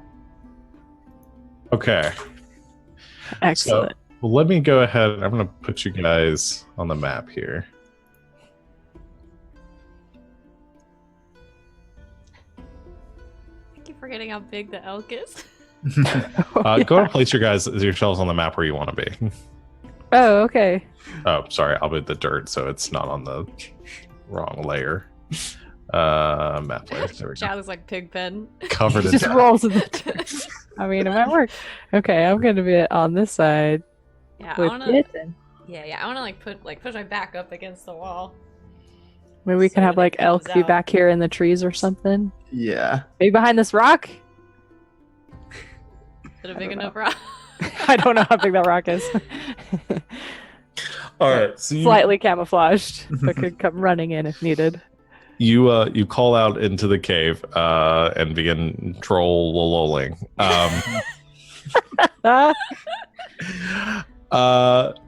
Make an intimidation check with I'm advantage. good at that. Ooh. With advantage, yeah. 23. Ooh, nice. So you stand in the cave and you yell out, booming into it, and you can hear the echoing. And you can see kind of inside. I'm actually also going to have you make a perception check. All right. Not as good at that. 11. 11. Okay, so it's very dark on the inside. You catch a little bit of some of the stalactites coming from the ceiling, some rubble on the floor. There's a little bit like a stream that seems to be running through it, partially encrusted with ice near some of the kind of getting into the late day and the temperature is beginning to drop. And as you're peering into there, you don't see much, but I think you do hear this kind of like grinding and some sort of noise coming from inside. And you hear from inside this billowing sort of roar like growl that seems to come from deep within. Just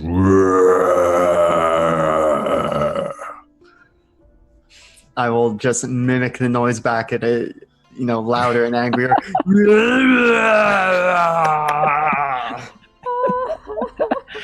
This is the best.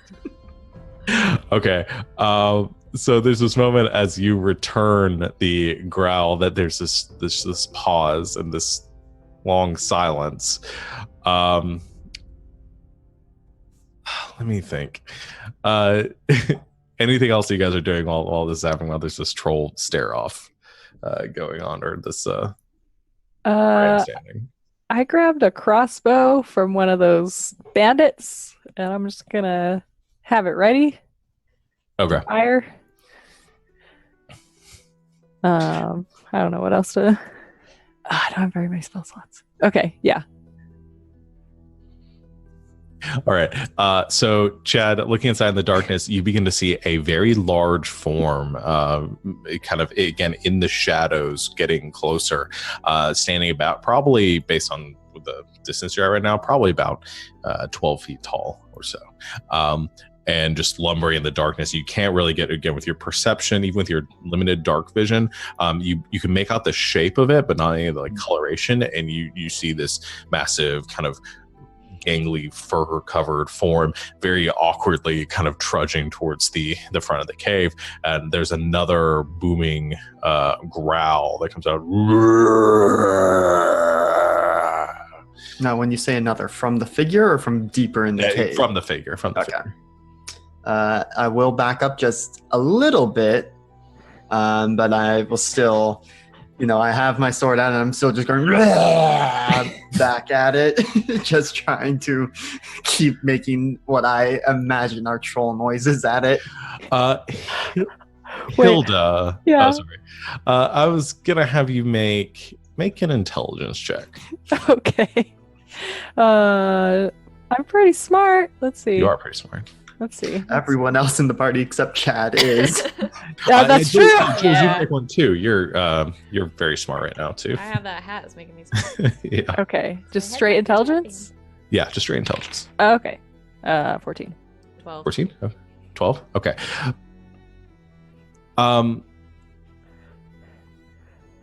You probably don't have a lot of experience with trolls or creatures like this, do you? Or what would you describe Hilda's experience with these sort of beasts, and giants and monstrosities, things like that? I think she's probably read about them. I bet there was like a Care of Magical Creatures class at the school. So maybe she has read some stuff in books, but probably doesn't know a ton about specifically these. But I also just had the thought, I have that Helm of Comprehending Languages that I might put on. Okay.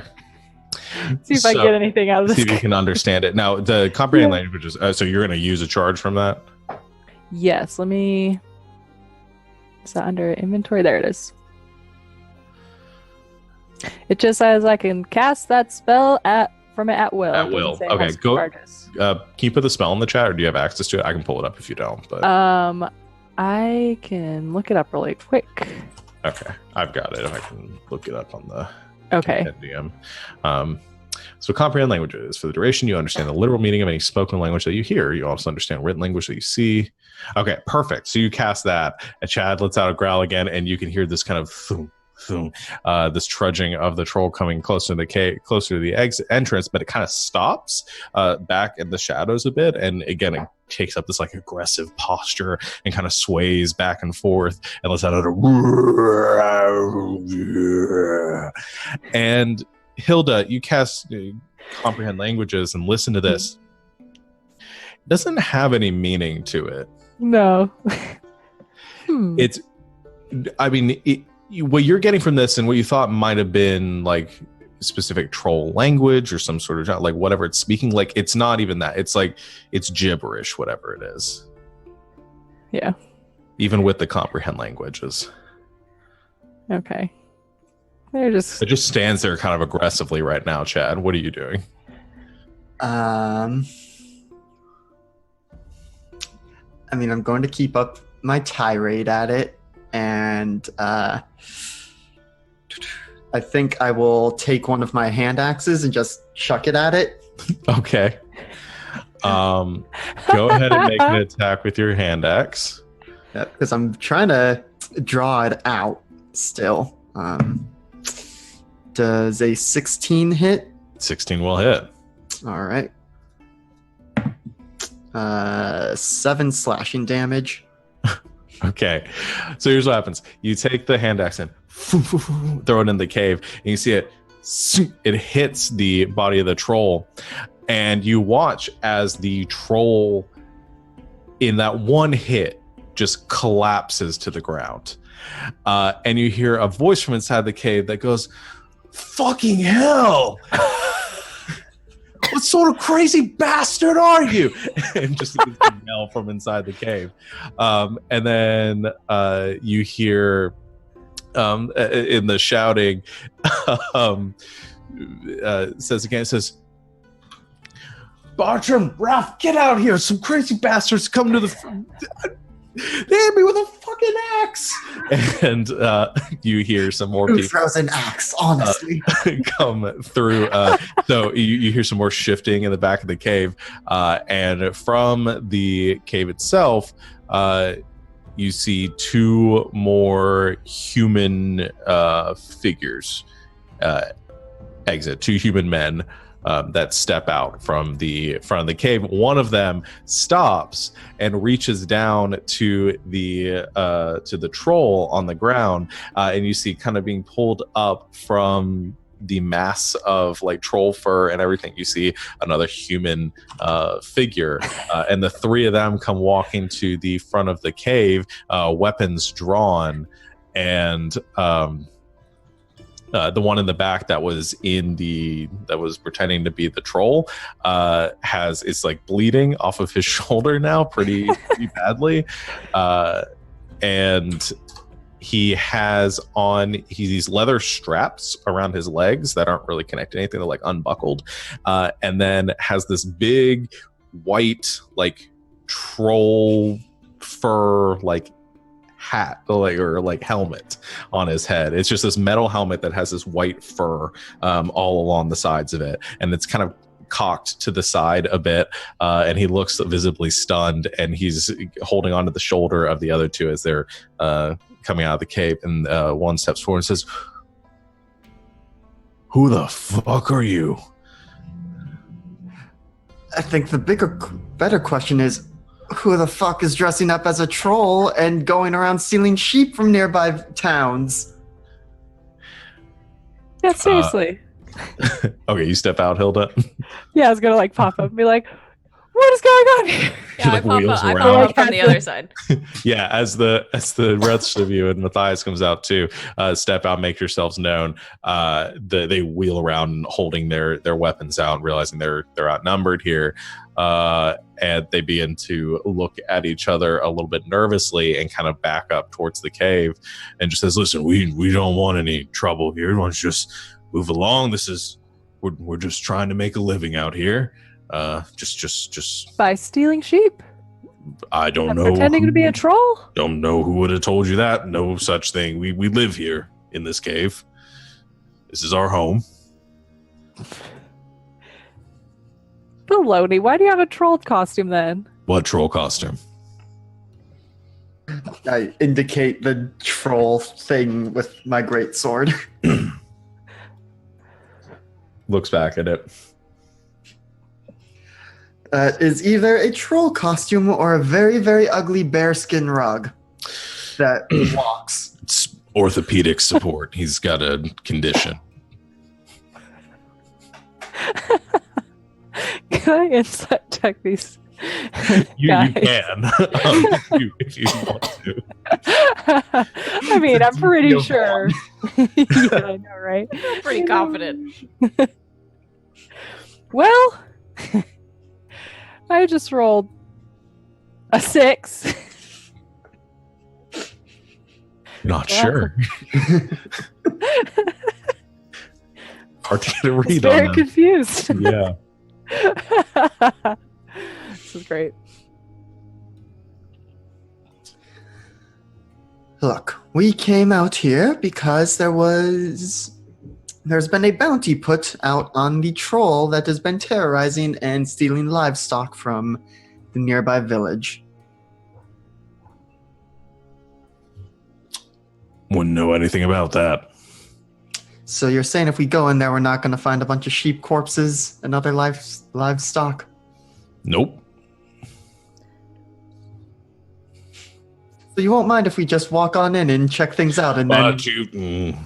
He kind of like steps back and like puts his arms out and says, I mean, this is our home. I mean, do you have a warrant? I am the law. I don't need a warrant.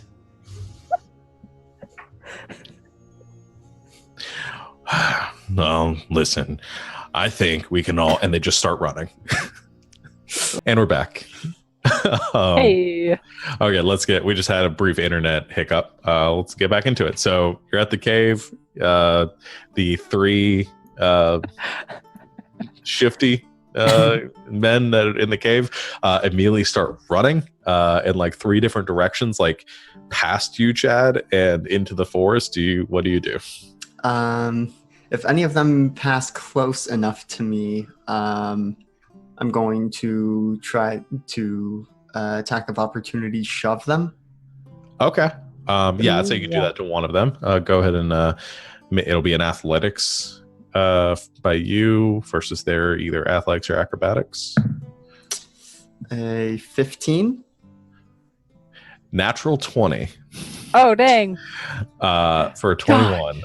So you shove him, but I think it just gives him like a boost of speed forward, and he almost loses his balance but keeps running, and he goes that one goes running off. The other, I'm going to give the rest of you a chance to interfere as well.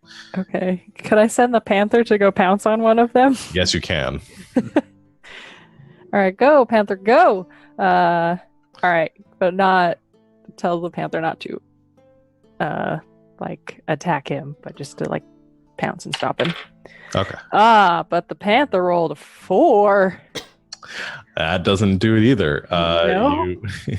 The panther leaps, and the man turns over his shoulder, goes and ducks as the panther leaps over his head, and the panther kind of goes skidding over a patch of ice into one of the trees, and the guy in like a 45-degree off to the other direction. Jules, anything you want to do? Yeah, does one of them still have the troll head Yes. on? Yes. I want to try to tackle that guy specifically. Okay, you're just running after him and trying to tackle him. Yeah, I want to see if I can catch him. Okay, I think with your movement, you could catch up to him. Go ahead and make an athletics check. Oops, that's not what I want. What's my athletics? 17. 17. Okay, he'll make acrobatics. That's a 9, so that is not enough. So two of them go running off into the underbrush and get and disappear. But the one with the troll head, I think, is being like held back a bit, and he's also bleeding and is in a pretty bad shape.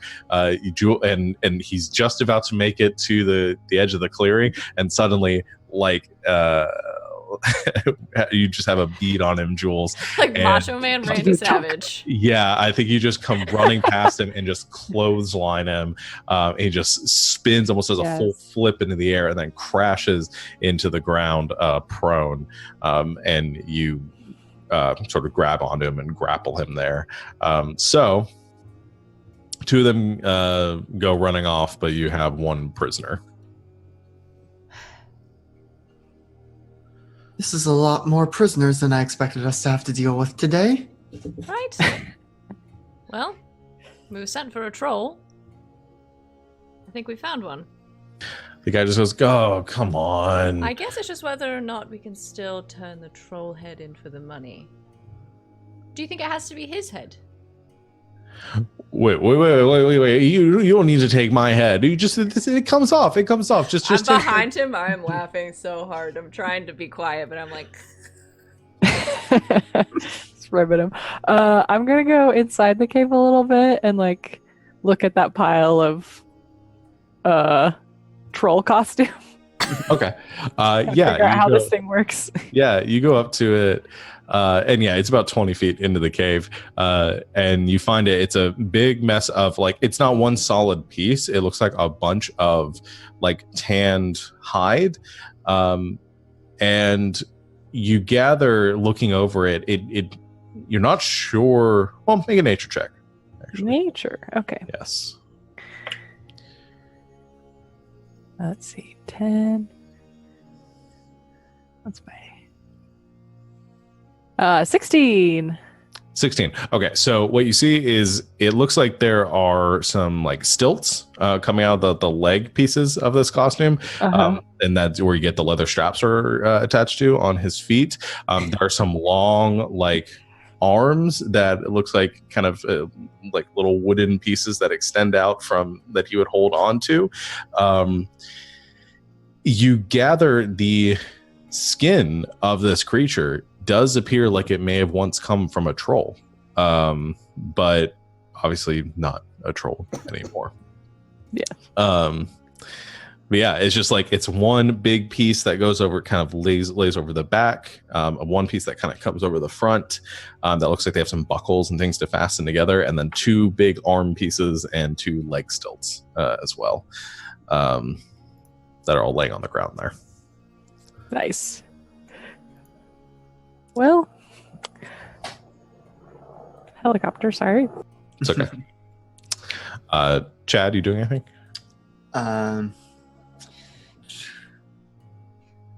Think going to just kind of like this again, set down his pack, pull out rope, start tying the guy up. Okay.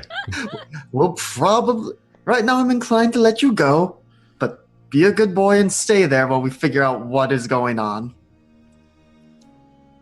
He just gives a frantic nod and says, just please, just, you don't have to take my head. Just take the helmet and do whatever. I really don't want to die. Why are you doing this? We were told to. By? Our bosses? Who are? Well, there's Fred. Do you know Fred? I mean, I assume you don't know their name. We work with the Hawkers. All right, that's Everyone in this forest work with the Hawkers. even the trolls. Well, I say we take him back, and this very peculiar costume, but well made. And maybe your friends will turn up. I'll say you also notice, because you went into the cave, Hilda, there is towards the back of the cave, there's like a crudely constructed pen where they might keep livestock. I think you kind of smell the scent of where maybe livestock might have been kept at one point, though there's none there anymore. And there are also some wagon ruts that seem to lead in and out of the cave. Is there any sort of like light source in this?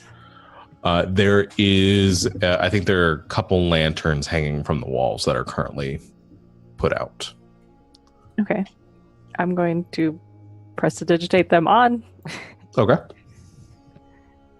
Yeah, you put them on and you get a kind of idea. There's like a simple couple wooden stools and a small table that appears that the people that are posted here are using. There's a couple of makeshift like bedding areas or some straw that's piled up where they might have been sleeping.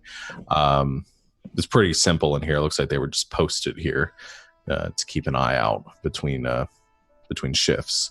But yeah, it looks like this is maybe like a staging area that they were keeping the livestock. Okay. So were you all just collecting the sheep and taking them back to your bosses? Yeah, they're all back at the fort. And how long was this going to continue till there was no more sheep? Well, I think there'd always be plenty of sheep. We need food and supplies, and I mean, this is the easiest way to get them, right? Except when it doesn't work out for you. Well, this is the first for that. So why don't you just let me go, and we'll just call it even. You can take the costume. Say you killed the troll yourself. And what are you going to do if we let you go? I'm going to go get an honest job as a farmer in the nearest village and start my life anew. All right, I'm might look nice, but it didn't just fall off the turnip truck. Gonna go back to them, keep stealing? From innocent people who've done nothing to you? Keep terrorizing villages? Are you all just going to keep throwing axes at people? If they keep stealing from innocent villagers, then Mostly yes. when they look like trolls. Well, you'll keep doing what you're good at. I'll keep doing what I'm good at. We all get paid. Yeah, no, you're gonna have to answer to the law. Fortunately, your friends No, got away. I'm. That's First, one you're gonna option. answer to my fist, and I punch him in the mouth. He's restrained and everything. I think he just takes the 1 point of damage from the punch. Patch. And just kind of like, well, it just can't cover his mouth. It's like, you didn't have to do that. No, you didn't have to dress up like a troll and steal livestock from innocent people, but here we are. No, I think Hilda's right. I think you're going to answer to the authorities, and we'll find a place for you. But you're lucky that's all it is, because after the troll, the hawkers were next on our list. That's one option. That's the other true. option, We could just kill you right now because we were also told to kill the hawkers. So Yep. What was it? 10 gold ahead? you gotta head That's right here. Right. well, or you could come join the hawkers. Y'all seem like really capable people. I'm sure you'd make it up to management pretty quickly, and you could just make a lot of money that way, right? Right? Oh, we can make a Gotta lot of be money easier. dismantling that hierarchy and getting 10 gold ahead. All right. Well, he starts just struggling really hard against the bindings. All right. I'm gonna punch him to knock him out. Okay, you punch him again, and I'd say, he only had like 4 hit points left, so I think that's probably enough to knock him out. And you clock him one more time. All right, let's quickly check the cave for any supplies worth bringing back to the village and take everything back. Let's. We'll throw this guy in the troll costume up on the elk. Okay, Yeah. you load up the elk. Yeah, not a lot of supplies in the cave. They only had what they needed to keep the livestock there temporarily. But so you got the troll costume, you got the one prisoner, and you load up the elk and you head back to Glassnock, which takes you another hour or so to get, maybe a little bit longer because most of you are on foot now. Becoming a routine for us. Go out into the woods for a couple of hours, come back with a hostage and some weird stuff in a wagon. Yeah. It's the sun is set by the time you make it back to Glassnock, and most of the people have turned in for the night. However, as you enter the town, I think McDwyer is on patrol, and he sees you and kind of meets you at the edge of town with a giant elk, and he says, I'd heard something about an elk being around here, or some sort of monster that was making its way through town. I should have expected. Don't worry, it'll be gone come the morning. It's very nice, though. Very friendly. Are we going to be eating elk for dinner tonight? Not so much. This one is more of a magical critter, but we did bring some other goodies back, and kind of just shove the prisoner off the back of the elk. He goes, and he goes, all We right. got a troll head. Yes, the Umber Hawkers are to blame for the troll problem as well. Oh, shite. He walks over and like straightens up the guy and just kind of holds him up against the elk, and looks him over and says, I think he looks at the troll costume too, and says, so they're dressing up as something, like getting all done up in this thing every night and coming out and robbing us. Good old-fashioned Yep. mummery.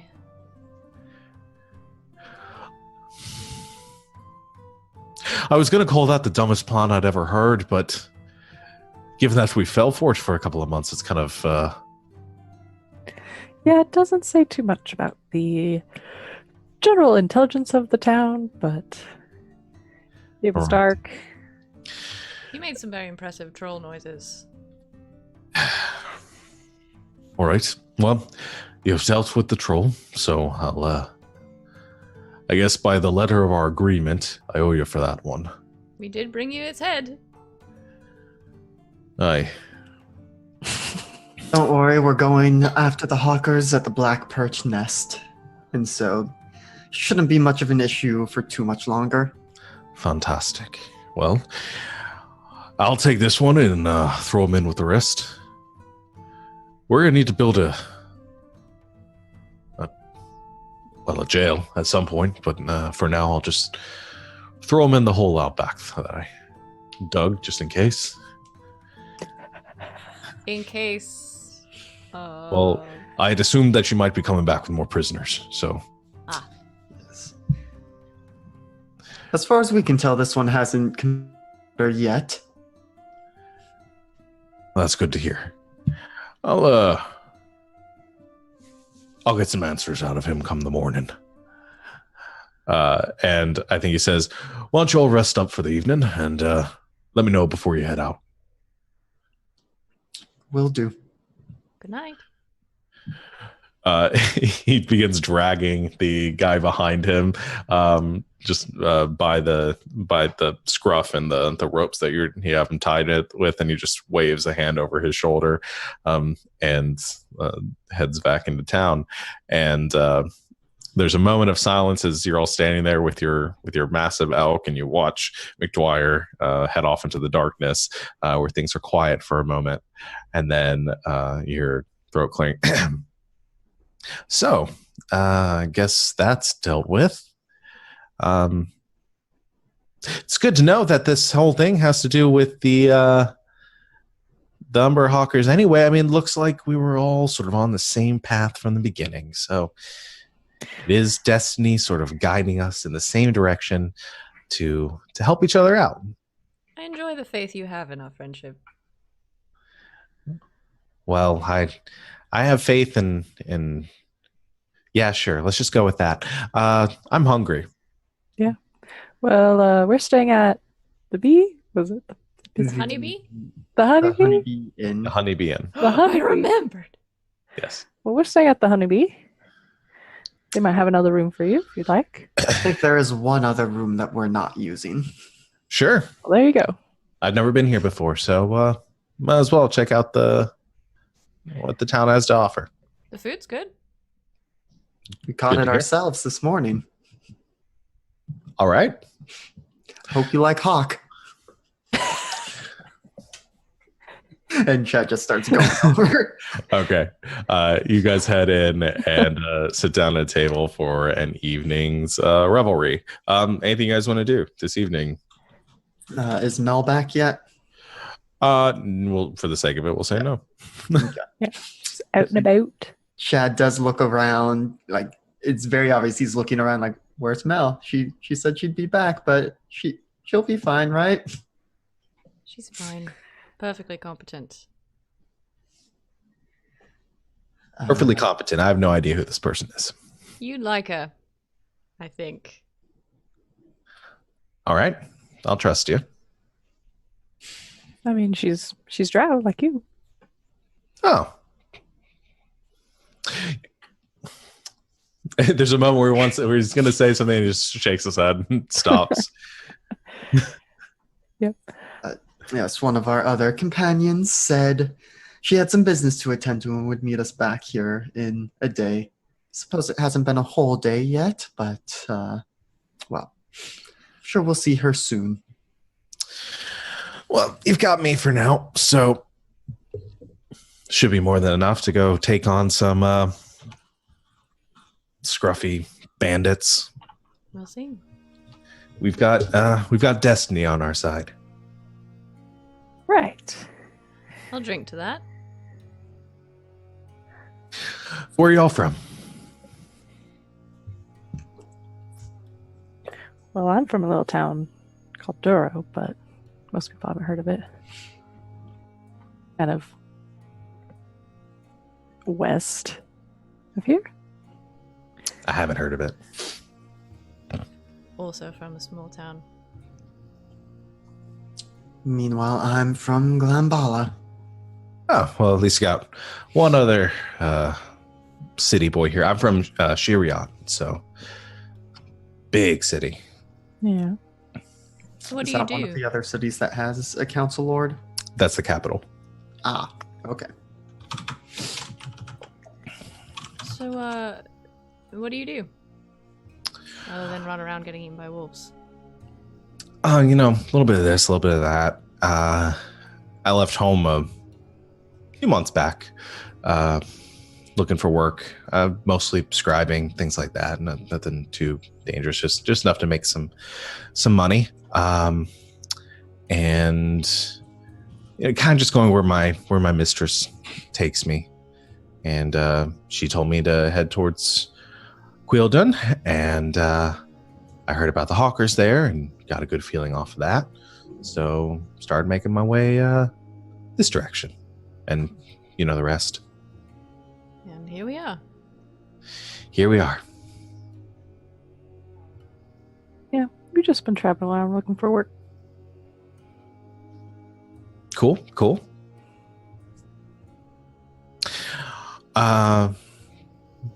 Well, so the hawkers then. Any plans, any strategies?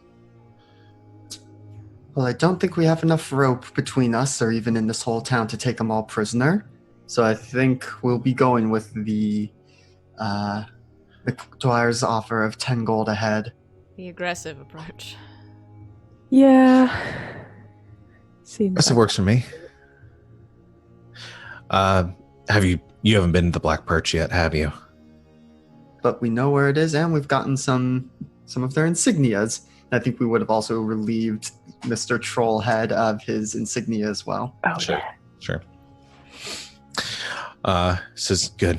Well, I guess are you more the type to make the kind of infiltrating, or are you just going to storm the front gates? What's your MO?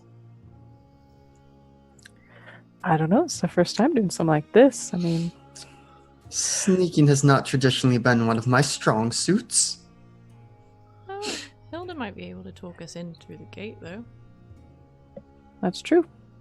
And if I can't, I could probably do a fair bit of sneaking.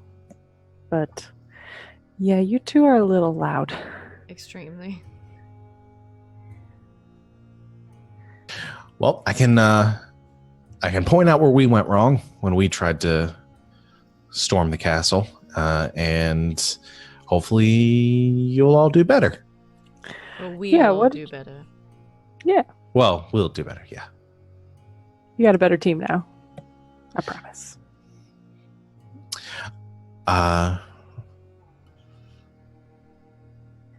What did you guys try to do? Mostly just the attack head first sort of thing. The Council Lord Alabaster sent us in to offered a bounty for anyone willing to take on the hawkers, and they've been given a lot of, I guess, issue to Quildon. I don't know exactly the nature of it, but offered a pretty sizable bounty for it. It was me and about 6 others that just horseback tried to charge right up to the main gates, and got turned around pretty fast. Turns out people on horseback not so good against people on birdback, hawkback, whatever you'd say it. Ah, yes, we did encounter one that was flying on a particularly big bird. Yeah. They weren't really well equipped for that, which I don't know why they wouldn't have expected that. They are called the hawkers. But yeah, they gave up pretty easily. And just let me stand there like, guys, come on, like let's go. And yeah, didn't work out. But they weren't as positive as all of you. I'm sure it'll work out this time. Yeah. All right, so then that's good to know that we might expect an aerial attack. Yeah, probably. Hmm. Well, I mean, if you want, and he pulls out a deck of cards and he says, I can do a little bit of card reading and we can see what we're in for. I don't know how playing cards will help us with what's going to happen tomorrow. He like flips out one of the cards and holds it between two fingers and flashing the tarot card says, it's a little different than that. Am I familiar with any like religions that use tarot cards? Or like any of the followers of the six? Make a religion check.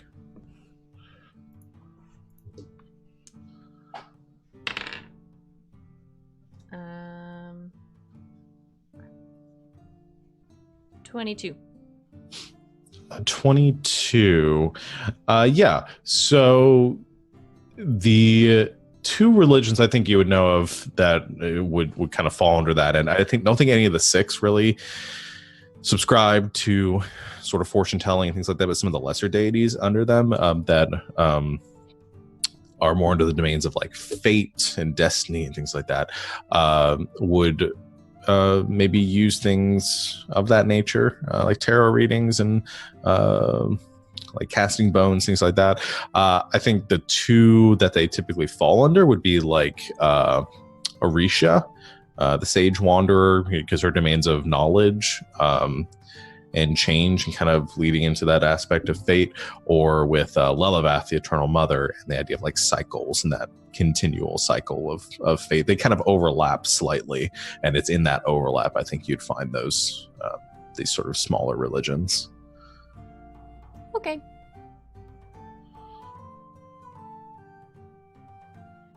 Well, go on. You all kind of have to be in for it. So are you? It only really works if everyone is kind of invested in it. I think I'm invested enough for all three of us. It'd be interesting to see what it says. Sure. What about you, big yeah. guy? All right. He takes out the cards and begins dealing them out, and deals them out in a circle, face down, which he kind of spreads out in front of all of you on the table, and closes his eyes for a moment and begins sort of muttering under his breath. I think most of what he says is really quick, kind of religious, like incantation, and you catch bits about fate and destiny and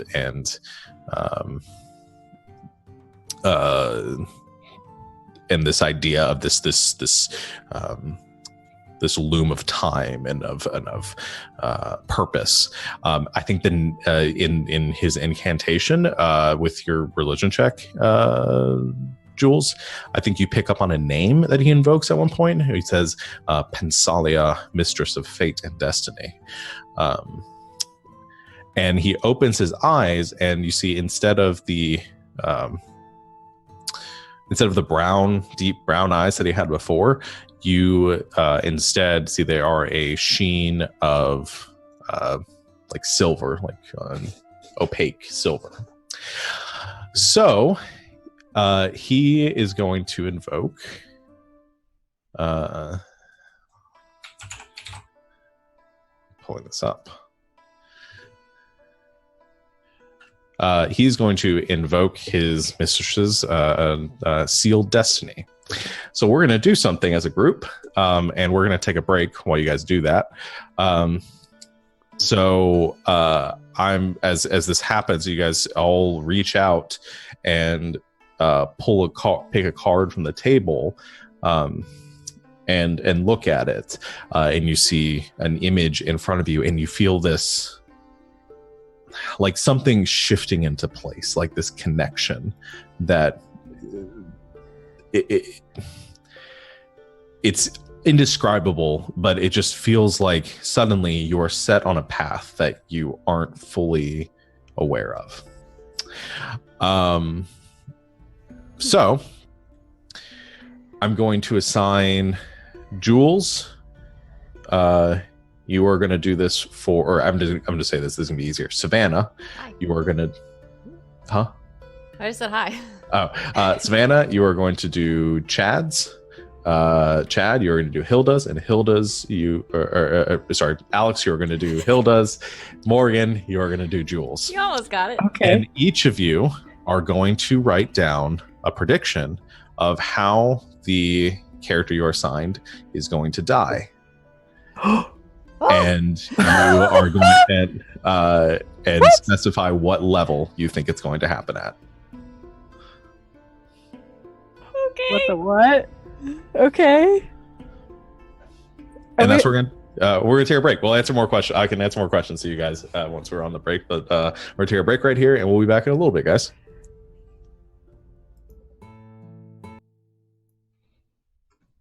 And welcome back, everyone. My music just stopped. Mm-hmm. Why did it stop? Why would you do that? Because this is a serious, dramatic moment, and we don't need no music right now. Wow, Chad, tell us how you really feel. Jeez, Chad. Anyway, so picking up where we left off, thank you all for being with us on a break. You all draw a card from the table in front of you, and you look it over. And there are obscure symbols on it.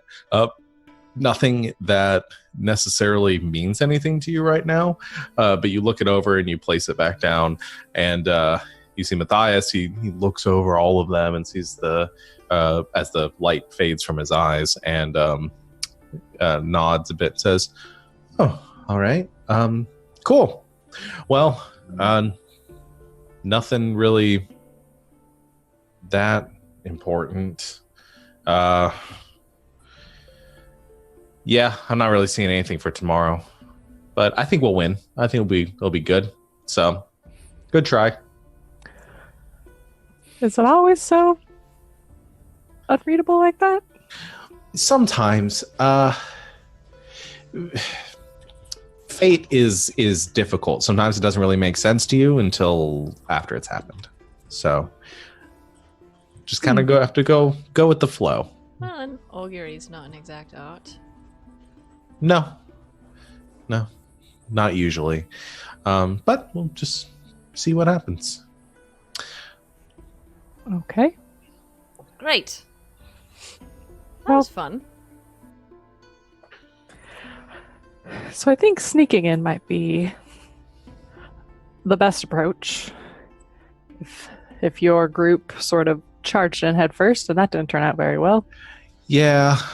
No, I think sneaking in would be better. There was one other thing, and we'll just have to see. I mean, I don't know. It's up to you all if you think there's something we can do with this. I did hear a rumor about a hill giant that lives nearby in the forest. And we had talked about it with my group when we tried to attack the hawkers the first time out, trying to lure the giant over. And I thought it was a good idea, but the rest of the group was kind of against it. They thought it'd be too dangerous or something. I'm not really sure. But I wanted to give you all that information in case you think you might have something to do with that. Remind me, the hill giants are mostly neutral in terms of politics. Yeah. Are we sure it's a hill giant, or is it somebody dressed up like a hill giant? Well, I don't know anymore. Could just be a big tree. But Yeah, could be anything. Well, might be worth paying this giant a visit. At the very least, I can speak his language, see if he's willing to talk with us. If not, it's not like we've really lost that much time. You can speak giant. Chad, you surprised me. And in giant, Chad's just gonna say, like, no, obviously I had to for, dealing with politics in and around Ishfornen. Does anyone else in the group speak giant? I think Jules. Or no? Okay. What languages do I know? Nope, I know the old tongue though. I know But no. primordial. Yeah, I don't know. Okay. Actually, Matthias knows giant too. So he nods and responds to you in giant and says, "Well, it's good to know somebody else can talk to him then." But back in common, that's a matter for tomorrow or the day after. How far away is this giant? I think actually pretty close to the fort. So a little over a day. Well then, I suppose we better rest up, make sure we're provisioned for tomorrow, and at least a few days out on the road. All right. Sounds good. Okay, so you all rest up for the evening, regaining hit points, spell slots, half your hit dice. Yep. Aid has worn off by now. Yeah. Yes. Okay. Is it half of your hit dice rounded down that you get back? I don't know. I don't know off the top of my head. I think it's rounded down. Probably. It's usually rounded down unless specified. Okay. Okay. Oh, look. Spell slots back. Yay. No,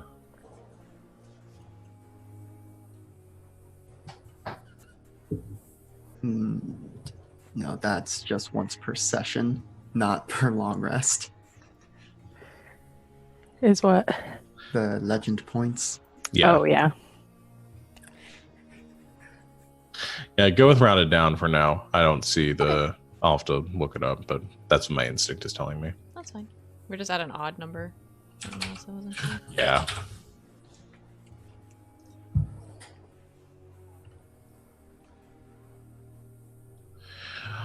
Okay. Yeah, it says, I've just found it. The character also regains spent hit dice up to a number of dice equal to half the character's total level. Or total number of them. It doesn't specify, so I think it's rounded down. Okay. Great. Yeah, that's what you said in the chat. Yeah.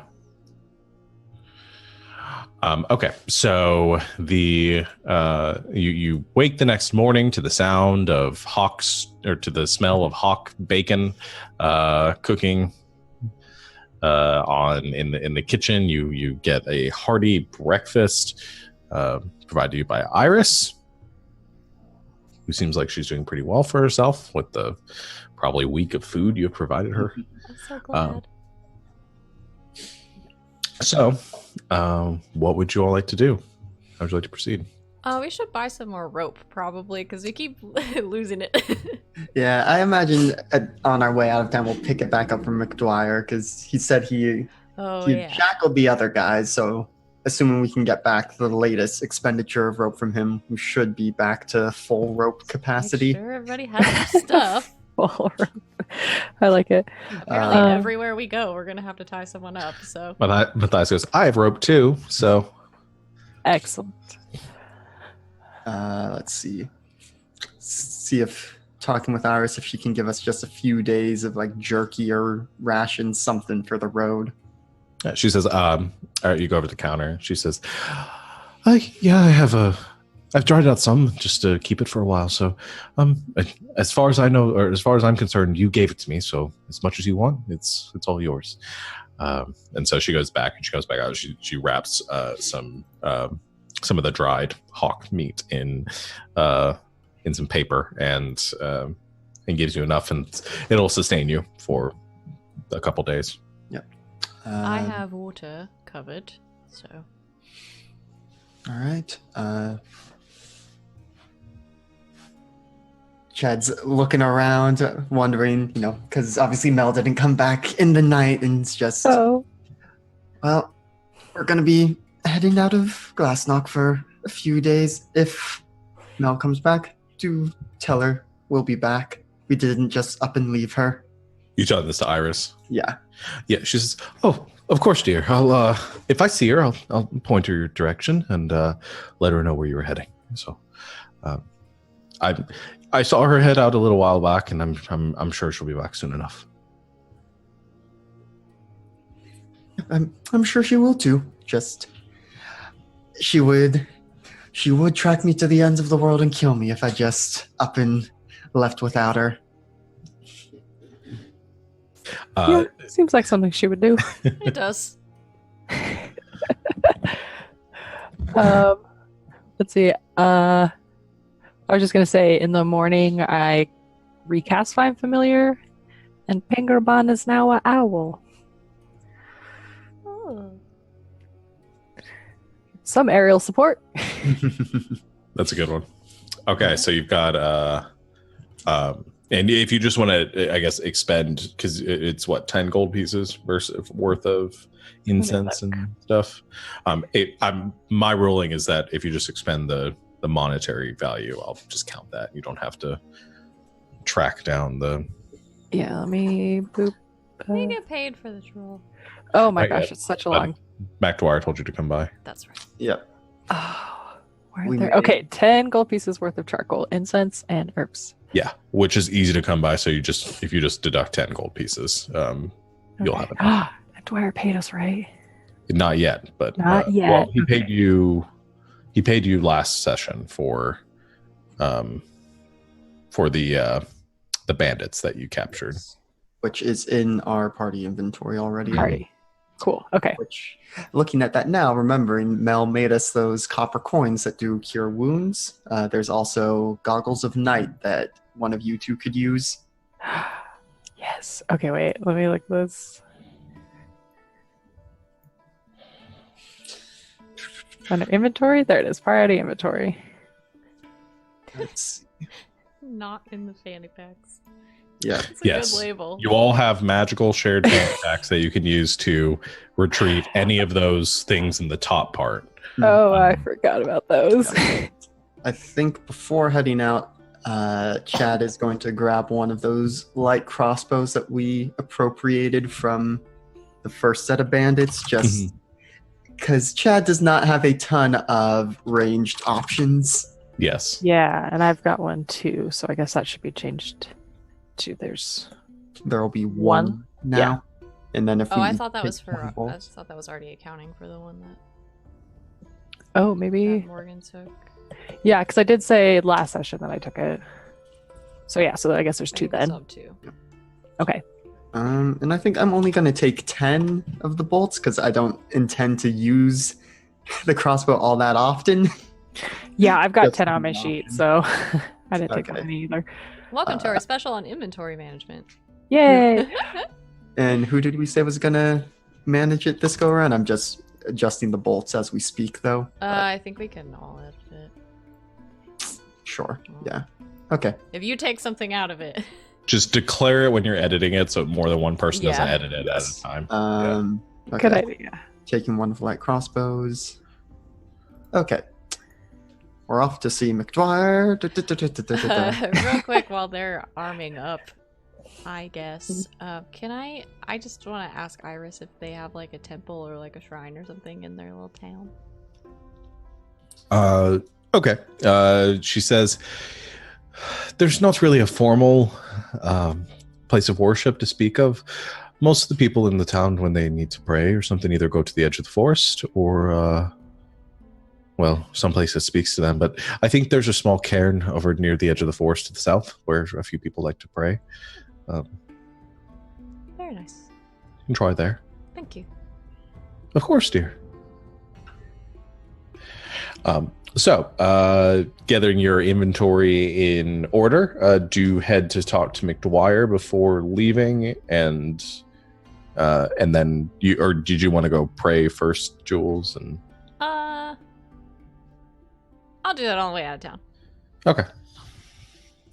So you stop by McDwyer's hut, just a little bit down the road, and he is currently sitting on the porch sharpening one of his swords with a whetstone, and he puts it away as you approach and says, "Morning.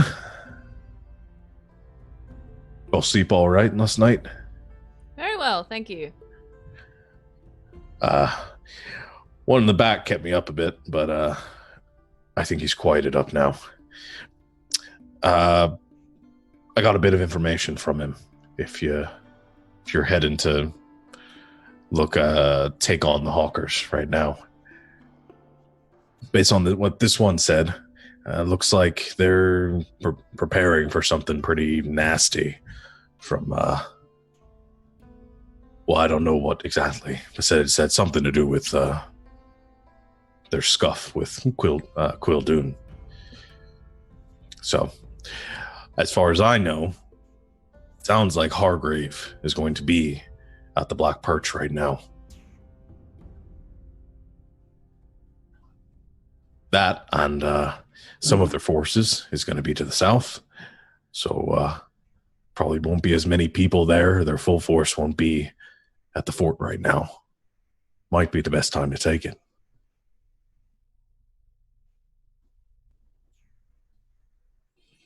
You're welcome to talk to him to see if you can get anything else, but that's what I got. I think we should take the fort or destroy it. You can destroy it. That'd be a pretty nasty feat. You're welcome to give that a try. But taking it is probably the better option. All right.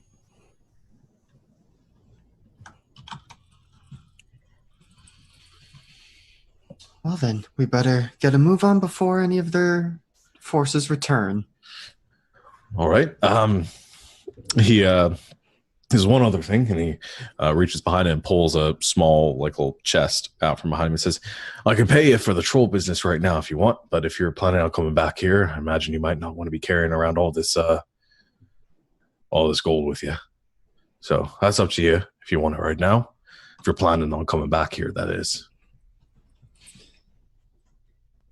Yeah, we don't need the added noise of jangling coin purses, especially for these two. Why don't you just hang on to it for us? All right, then. It'll be here when you return, and along with rewards for however many hawkers you end up taking down. I'm already counting the 3 that you brought to me, so that's 30 gold pieces that already coming your way.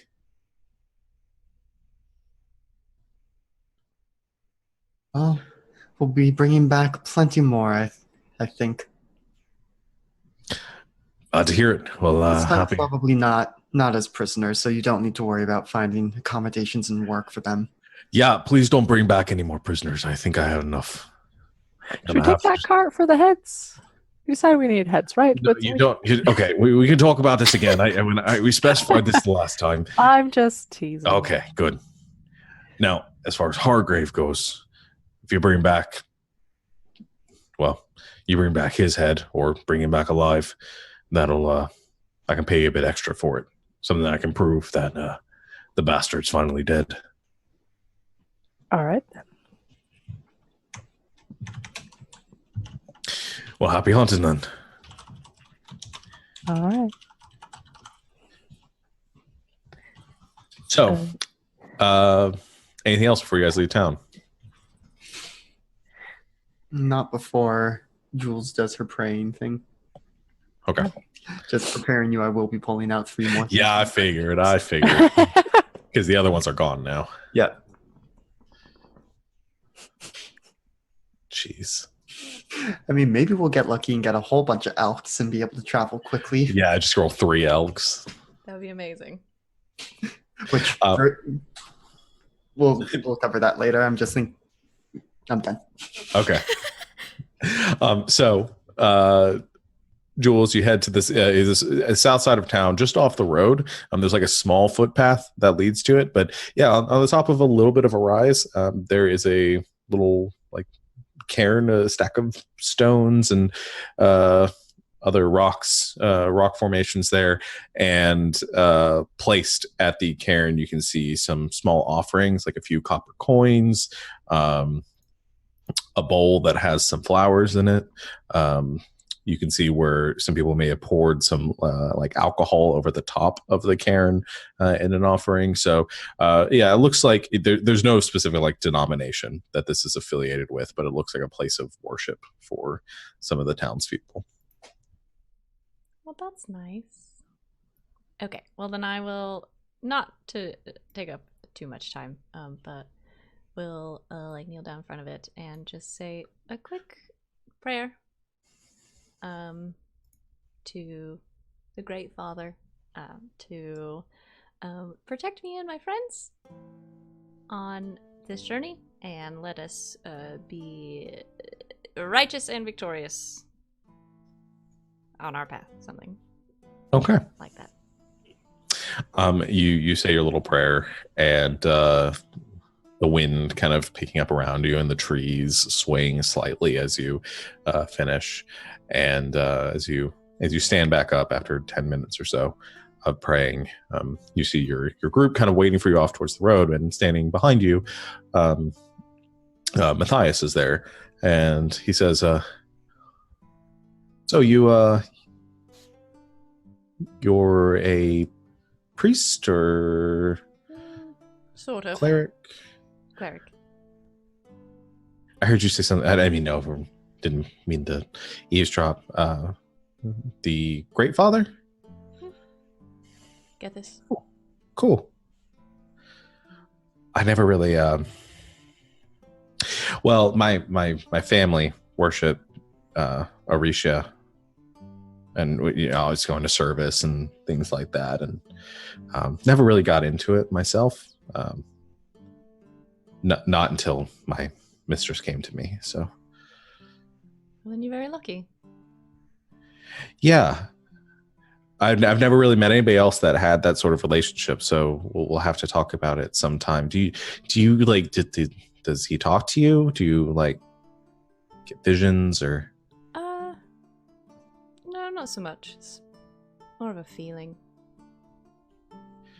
And also, I can like shoot bolts from my fingers and stuff, so Well, okay. that sort of lets you know he's there. Yeah, I'd say so. I mean, that's kind of the same as it is for me. I mean, I always feel sort of like a pull to go places, but I don't really get. I mean, I wish things were a little more like direct, like, hey, do this. This is what you need. Like, Yeah, this is you what wish you're they'd just looking drop for. you a note. Yeah, right. Yeah, I think it's the same for me. It's more of a good feeling, I guess, when I'm headed the right way. I like that. Well, it's good to know there's other people out there that deal with that. It's tough, but yeah. We'll have to talk about it. Yeah, I think your friends are waiting for us, and they're probably going to start going if we don't get down there soon. So, I imagine. So Chad gets antsy. yeah. Our friends, and let's see, we've got a weasel, a boar, and another giant elk. Hey! All right. I'm Weasel. obviously going to try to be friends with the weasel. Oh, Just I love them. a poor substitute for Mr. Cheddar. Don't say that. He's doing his best. All right. Weasel, boar, giant elk. All right. Well, you've got your animal companions now. Is it the weasel or oh no, it's the giant bastard. Okay. So yeah, tiny little weasel. Jeez, very Aw. tiny little weasel. It's just a regular weasel. Yeah, it's just a regular weasel with Aw, 1 hit point. I love him. John's rating 0. oh. 0. I didn't know that Doing was his best. a level that could be.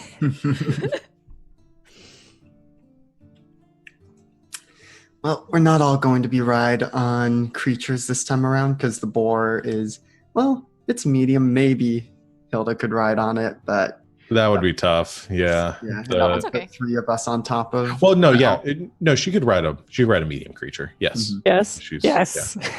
because she's small. I keep forgetting that. And then what? 2 on the elk. Tiny. Well, then we'd have to have another person walking. Yeah, no, that's what I was gonna say. I'll And walk. 3 of you could ride on the elk. It's just it'd be moving Pretty slower. big. Yeah. But I'll walk. well, if its speed is 16, it's moving slower, and the train leaves at. No math, please. All right. Well, I didn't start playing D&D to have to do math. Yeah, geez. So you leave the town of Glassnock following the road to the south. On trail, and you know it's going to take you about a day and a half to get you distance about 30 miles into the forest. Even with the elk, you can probably get through about 20 miles in one day's travel. Mm-hmm. Then you'll probably arrive there around midday, the second. Savannah, you look like you're about to say something. Is it snowing? No, it's not quite snowing. It's frigid, and Make sure that before we leave, everyone's bundled up. Yeah, it's in the probably like the high 30s. Ugh. Another overcast day, as most of them are. So, we're going into the second day. Let me re-roll the animals. See if we get another. Yeah, well, so you make camp the first night. Yeah. At the end of the first day, finding a place off the road. Do you guys have tents or just bedrolls? I think just bedrolls. I can make a tiny hut. Oh, you have tiny hut? Oh, yay. Yes. Let's see. Let me look at the details of this because I don't know. I just have a bedroll. And I imagine Chad probably actually had a tent or a makeshift tent when he left Glambala. Yeah, that seems right. Like, okay, this is untenable. And it's like, I don't have servants to set it up for me. Untenable? Okay. So it's just like an area. Okay, a little area of safety. Mm-hmm. I like it. Okay, so yeah, you make camp for the first night, and you ritual cast your. Mm-hmm. Sorry for boring you. Yes, incredibly. Camping. Yeah. Well, I'm tired because it's been such a long day's travel. You you cast the hut. So, are you keeping watch, or are you just relying on nobody can come into the hut? Curious. I guess you can make it opaque and or make it. Yeah, so opaque from the outside, but it is transparent from the inside. Yeah. So, are you guys still keeping? Is some of you still keeping watch, or are you just all sleeping? I'll keep watch for a while. Yeah, I think Chad will also take a watch. Okay. Just all to right. be safe. So, and are you camping right off the road, or are you trying to find a place to camp hidden? Maybe a little off the road. I could venture in a little bit, try to find a little clearing or something. Okay. Yeah, it's a 10-foot radius. I'll have whoever's going to head up trying to keep you guys a little bit more hidden make either a survival or a stealth check. Probably want Jules making a survival check. Probably. Now that you've said that. That's pretty good.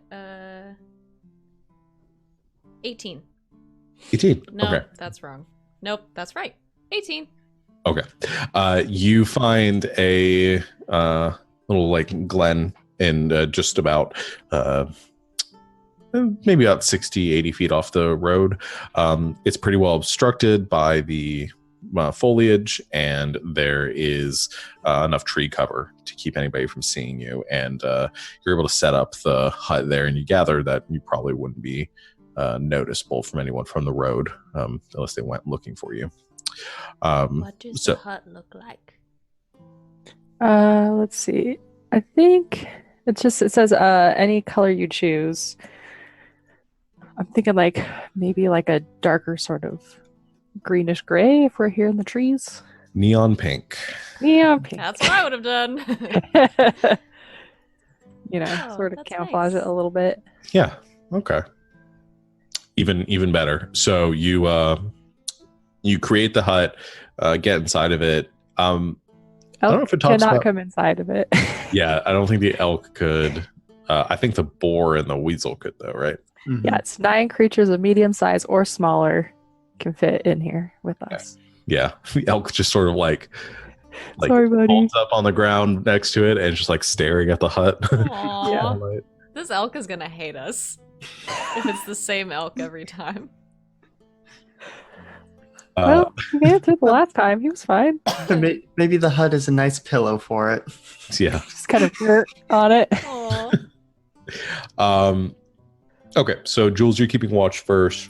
Mhm. Make me a perception check for your first watch. Well, 12. 12. Okay. So you don't have dark vision, do you? No. But you can pull the goggles of Oh, yeah. night out of the fanny pack. You could, which I assume you would. Yeah, I'll just Okay. pop them on. Okay. Do I look cool? No. Okay. Uh, That's okay. My charisma's a 6. It like makes your eyes look real buggy. yeah. I mean, they look like Yeah. it's like the owl eyes thing. You look like you belong on a Watchmen Nice. TV show. Anyway, so you rest for you keep watch for the night. You don't really notice much going on out in the forest, even with the dark vision. Nobody passes by. Who's taking the next watch? I will go ahead and take next watch. Okay. 12. 12. Okay. You keep again following up on Jules. And I guess I didn't ask, do you guys have a fire inside the hut? Mm. Maybe a small one, because otherwise it's probably going to be quite chilly. Very cool. Yeah. Well, because it's opaque from the outside, right? So Mm-hmm. Yeah. nobody will see it. So you wouldn't see the fire. Yeah. Yeah. Make a little fire. Yeah. Okay. All right. Yeah. You keep an eye out. The good thing is with the amount of obstruction you have around you, you don't think anybody can see you, but the bad thing is that you're going to have more trouble seeing anyone else. So you keep an eye out, don't notice anybody or anything out of the ordinary, just elk staring at you, which I think about halfway through your rest, he kind of disappears, given that it's still, I think, transitioning into the new day. I'm not sure. Did it say they disappeared? I forgot what the errata said. If they disappeared at the I don't remember, because all mine doesn't even say about when they naturally disappear, just Yeah. that the bag regains charges at dawn. yeah, I know they added it in the errata, but I don't remember if it's after 24 hours or. Let's see. Bag of tricks. The creature vanishes at the next dawn. Okay, so it doesn't quite disappear yet. Okay. Last, Hilda, you're going to take watch. You're going to make a perception check. Okay. Could I have Panger make the check for me instead as an owl? Sure. Yeah, you could use them. Okay. Just a sec while I look up what it is for an owl. I don't recall. Just a regular owl. Okay, there you go. Well, that's a natural 20. Good job, Panger. You're so Nice. good at seeing things. And you have advantage anyways, but it's a 20, so that's fine. So 23. 23. Okay.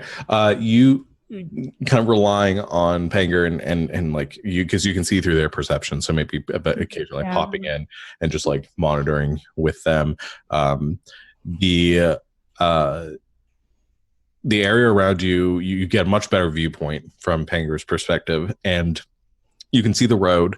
It's very early in the morning right now, and the sun is beginning to rise in the distance. You don't see any people traveling on the road. You do notice out in the forest, you see a small group of deer kind of running off into or through the clearing.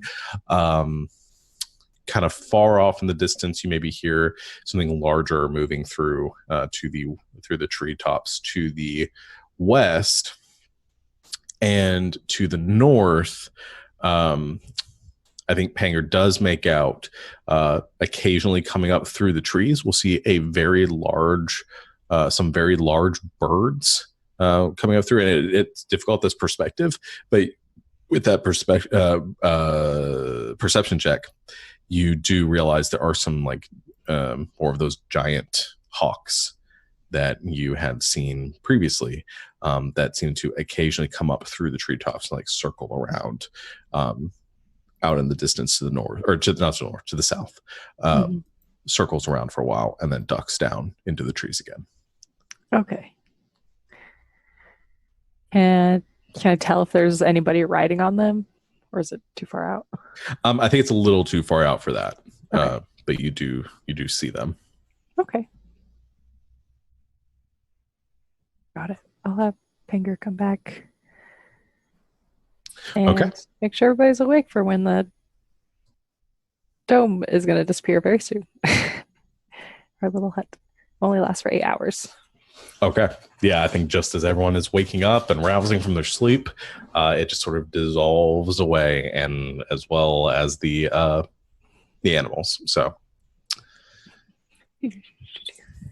That's very handy, Hilda. Yeah, I think it's a very useful spell. Also, was having Pinger sort of keep a lookout, and to the south, we saw some of those very large hawks flying around. Pattern seemed that it was maybe they were patrolling or something like that. Good to know. Yeah. I catch one and shove it in the bag. Can I then later pull it out? Is that how the bag works? So same, pulling out 3 more fuzzy objects. Ooh, interesting. So yet again, another giant elk. Jesus. Yeah, our buddy. That elk really needs a name ASAP. Got yeah. 2 boars this time. Oh. Oh. Double pigs. All the way across the sky. I like the idea that if they're all the same creature, that it is the same boar. In 2 bodies. In 2 bodies. Oh. And they just like mirror each other, like holding up one little hoof and like looking in the mirror. Like, what is this? I love it. That's really cute. That's really good. And they just like freak out and both explode at the same time. No. Big puff. Okay. So, you continue your travel on your giant elk again, heading to the south. And as you reach a point in the road that it sort of curves off to the east, there is like a smaller kind of game trail that leads off to the south. That does look like it's expanded a bit with wagon tracks and other kind of larger things moving through it. And it's here that I think with your map and everything that you would know that this is the direction you would need to travel, continuing to go south. I think Matthias also says that way. To the point. So Where's this giant? Matthias says, I'm not really sure exactly where the giant's at. I just know it's near the fort. So if we find the fort, then we can search around for the giant. All right. Enough place to start, I suppose. So you follow the trail for a little bit, and you do come across some areas of this trail that you're following that indicate there have been some wagons that are being pulled through here, and you do find some very large feathers that are occasionally dropped or like hanging in some underbrush or around that seem to match the eagle that you've been eating for the past couple days.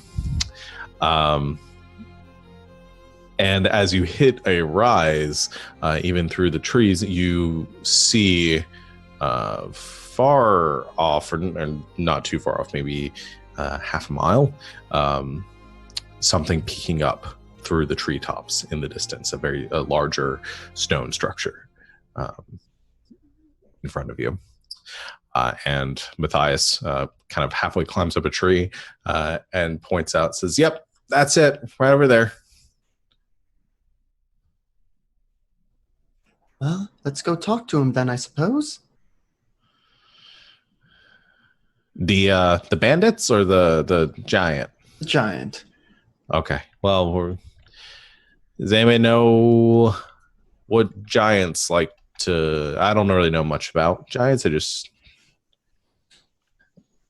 somebody else is gonna have to head that part up. I think I've got this covered. And I imagine Chad probably has a slight, well, I'm trying to remember how much of his etiquette lessons he remembers. He definitely knows how to speak giant, but how much would he remember about how to basically what Matthias was just saying? What do hill giants like? What could we bring it as an offering to maybe win its favor?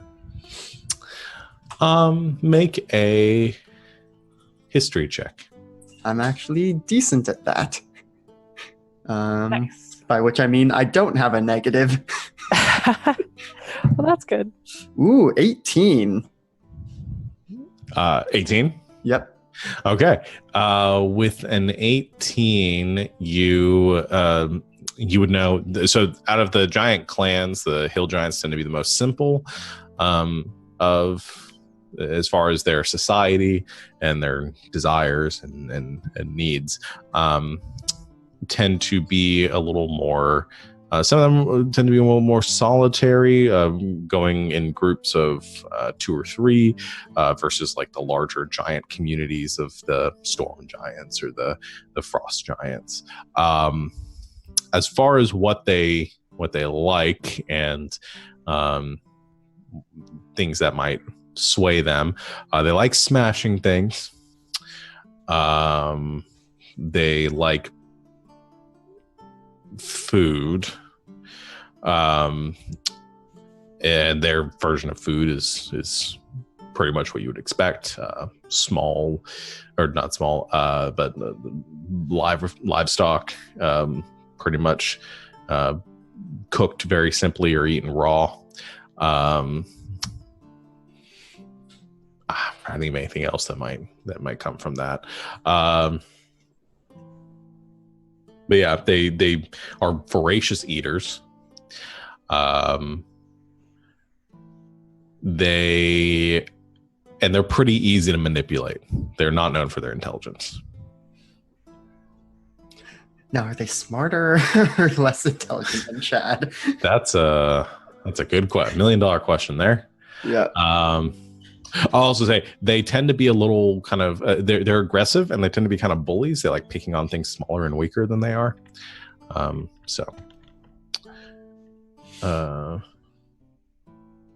right. Well, given what I remember of hill giants, the less civilized cousins to the ice giants, as long as it's not already friends with the Umberhawker, shouldn't be too much trouble to get it to help us out. We may just need to give up most of our food. Yeah, I take it they're probably a big eater, huh? Yep. We So- could So big. try to catch at something. We could, yeah. Sorry. I mean, saw some deer earlier, so I know there's some around here in this forest. I've been known to take a hunting trip or 2 in my time. Small town living. Okay, you guys want to try to hunt something to feed the giant? Yeah. Okay. So I guess we'll start with somebody making a survival check to look for game, or you can feed it a giant elk. Except it's gonna like bite into it and then it will poof. Oh, yeah. It'd be like eating cotton candy. Yeah, and if we tried to kill beforehand, it would just disappear. Yeah. This is not gonna work. Could So I? me, I guess? Yeah, could I have Pinger help somehow? Like, kind of like fly around and look for Sure. deer. Eye in the again? sky? Yeah. Yeah, give advantage on the survival check for that. Right.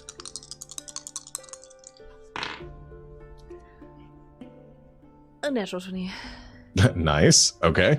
Yeah, 28. you do some search around, and Penger saw some of the deer from the night before. And so kind of helps guide you towards that direction. And Jules, you pick up on the tracks that from these deer, stalking them through the undergrowth, not being the most stealthy, but you know the direction that they were going. And eventually I think you come across a small clearing with the streams that run through this forest converge into a pond, which is partially frozen, but even still you see a lot of tracks from the deer that converge on this pond. There are none here right now, but they do tend to, you can tell they frequent this area. Okay, well, this is where they'll be, so wait. So whoever's going to be, if you're all going to be there waiting for the deer, I need everyone to make stealth checks. Okay. Or whoever wants to head up the hunting can do a stealth check and everyone else can hang back.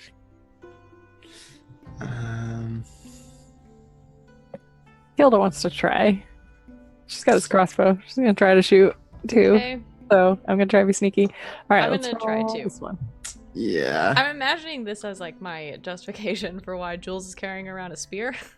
Okay. Ooh. And it's either this or Chad's going to go talk to the giant on his own without food. So probably stick around with the hunting party. Okay, we're going hunting. I think Matthias will cast guidance on Jules as probably the least stealthy of the group. Thanks, bud. Yeah. I got a 9. 16. Okay, I rolled very well. Uh-huh. Okay, so hold on. -1. What is guidance at D4? Yes. I got a 20 total. Oh, dang. Jeez. I rolled With a disadvantage? 19 and a 20. Sneaky Wow. huntress. We're setting up this mythos that you are actually an expert hunter. Oh god, don't put that on me. Okay, so what do we have again? Sound off? 9. 9, 20. 20, 16. 16, and then Matthias rolled a 14. Okay. So you rest, or you kind of find a place to hunker down. Some of you climbing into the trees, and some of you just like getting low in the underbrush. I think, Jules, with your knowledge, you try to put everybody downwind of the water of the pond, and you wait. And about an hour passes of just waiting there silently. Probably a couple times where Chad starts to talk and you shush him really quickly, Jules. Yes. And I think Matthias just sits there with his cards and just kind of like flipping them onto the ground, just like sitting there quietly, bored. And after that hour passes, you hear a crack in the forest, and looking up, you see a deer approaching the clearing. A stag looks about kind of younger, like adolescent, has horns, but they're not very long. It kind of a little gainly, but not the pretty decent sized deer, but not like a 10-point buck. If you're playing big game hunter. So what do you do when it approaches the clearing? Kind of stops for a bit, like sniffs at the air, and seems to freeze for a moment. It stops? Yes. How far away is it? I'd say it's about 50 feet away from you. Dang.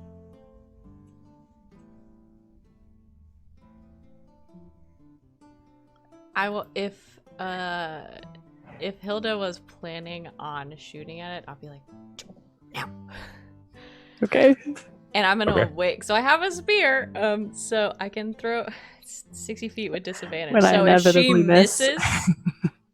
misses, I'm gonna Okay. try to throw a spear at it. Okay. All right. Crossbow time. I'm going to shoot it. You got this. Let's see. I'm proficient with crossbows. So that is 13? 13. Yes. 13 just hits. Yes. There we go. Pew! Shoot it.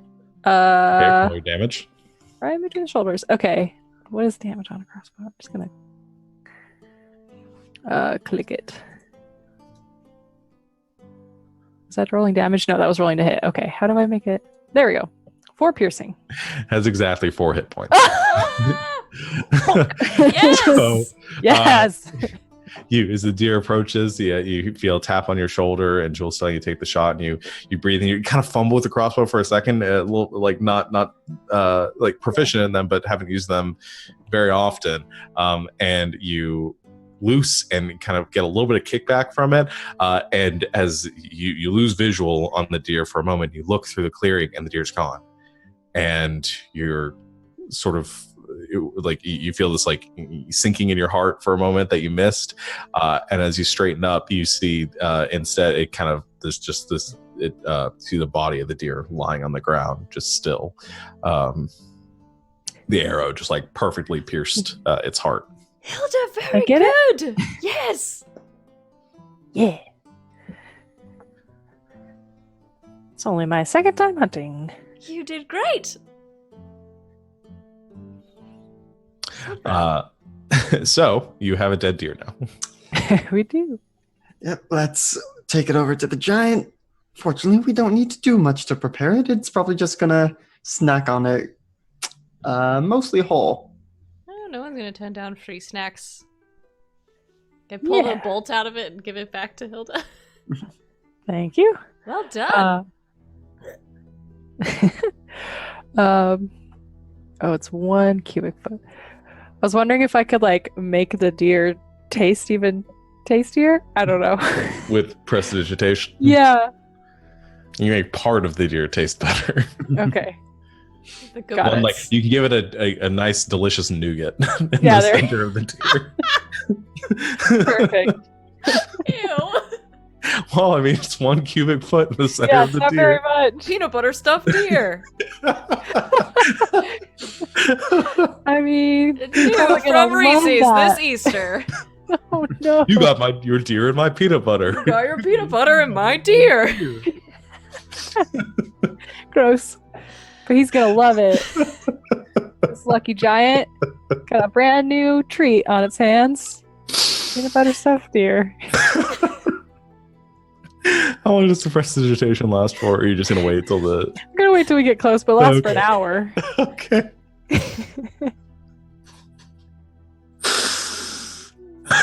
Okay. So I guess Chad, you probably pull it, like sling the deer over your shoulder, holding onto its legs, and again, kind of trudging through the forest looking for the giant. I need one last survival check to try to locate the giant.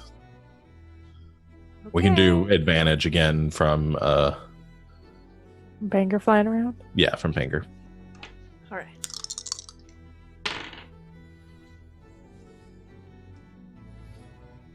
Did you roll another Another natural 20. 20?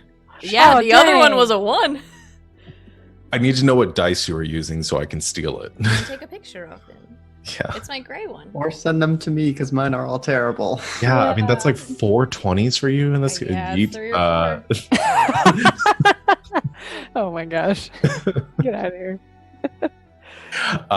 Yeah, okay, so you it's not Tweet it. difficult to find. The DC was not going to be very high to find this giant because I think Was it lower than 28? yes, you find a few uprooted trees and can quickly find a path that they lead through the forest. Large, some of it's the older. Looks like the giant might have come through here less recently, but you do find some fresher places where it looks like plants have been uprooted, and large holes in the ground where it might have stepped unevenly.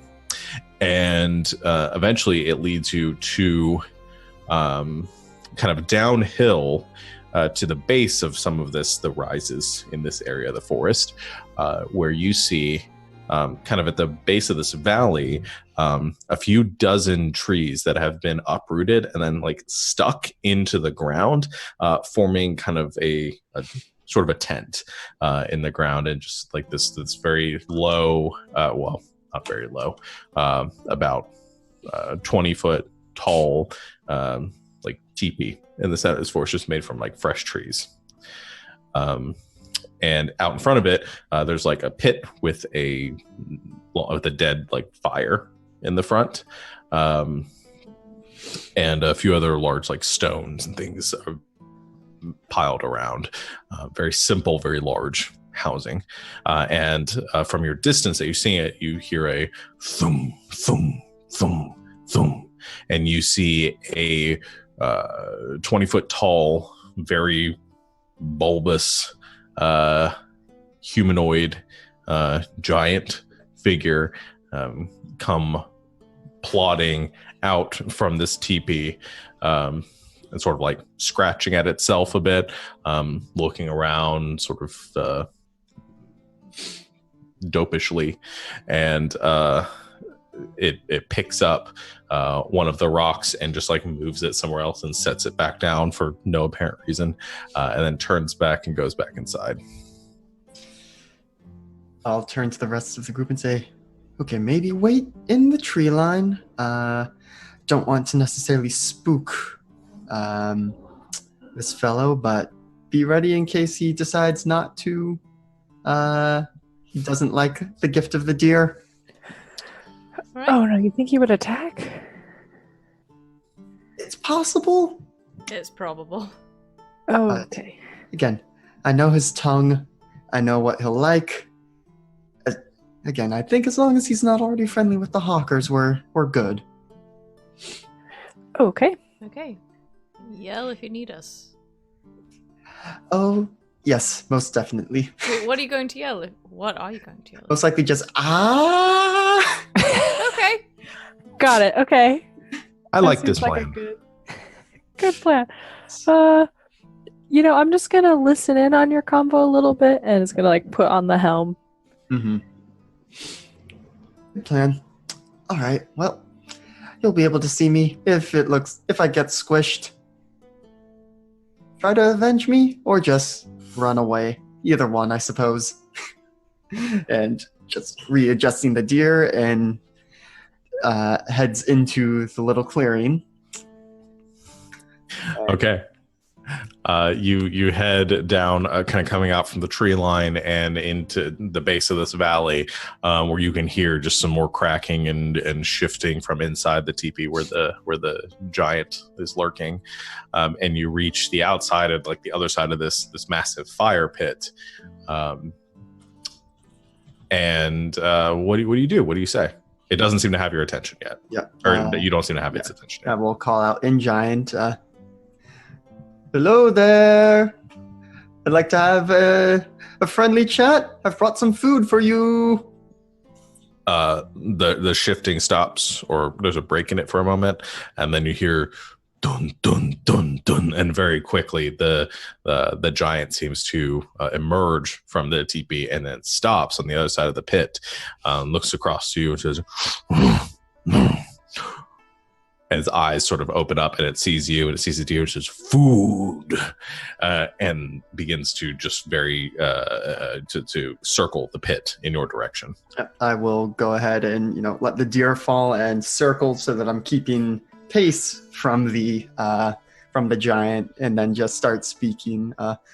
Yes, I thought, like I said, I wanted to come and chat with you, and thought it would be incredibly rude of me if I did not bring you some food as a present, as a gift.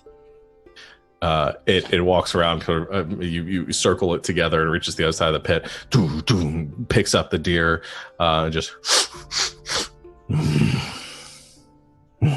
looks at you. Trick? No trick. Just had some questions I wanted to ask you. See if maybe we might be friends. Make a persuasion check with advantage. Yep. I'm also good at this. Dirty 20. Nice. Okay. The giant. And then there is a tremor which seems to shake this entire valley as it just plops down on its butt, and then takes the deer and just kind of like snaps, and then takes a bite out of the back of it, and just starts chewing. I will sit myself down, kind of mirroring his posture, and just say, "What do you know about those funny little fellows in whatever direction the fort is?"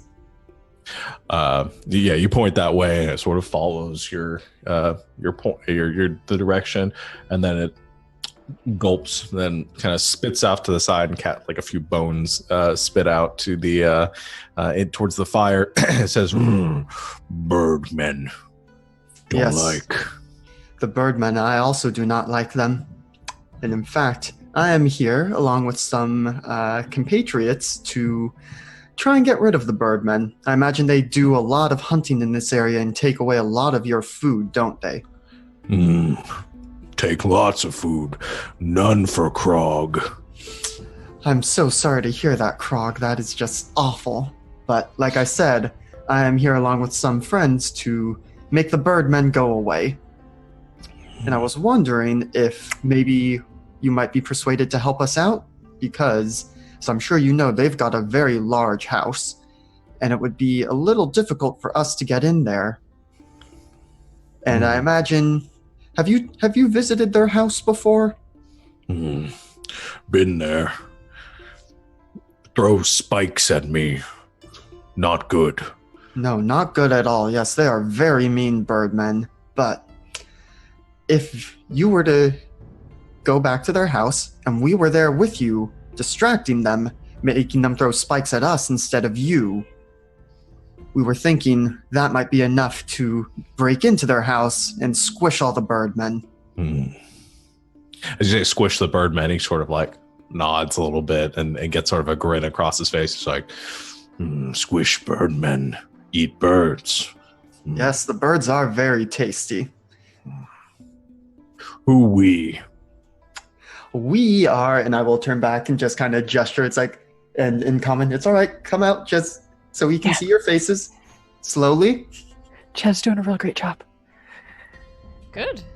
I mean, walk out into the clearing. I was just like, surprisingly. And you all head down into the clearing and kind of get to the other side of the pit where Chad is at. And Hello. They say hello.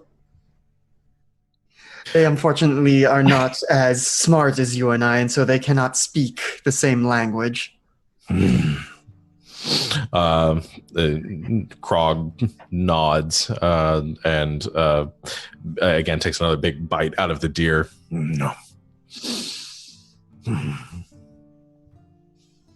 Hurt birdmen, take birds, take house. What Krog get?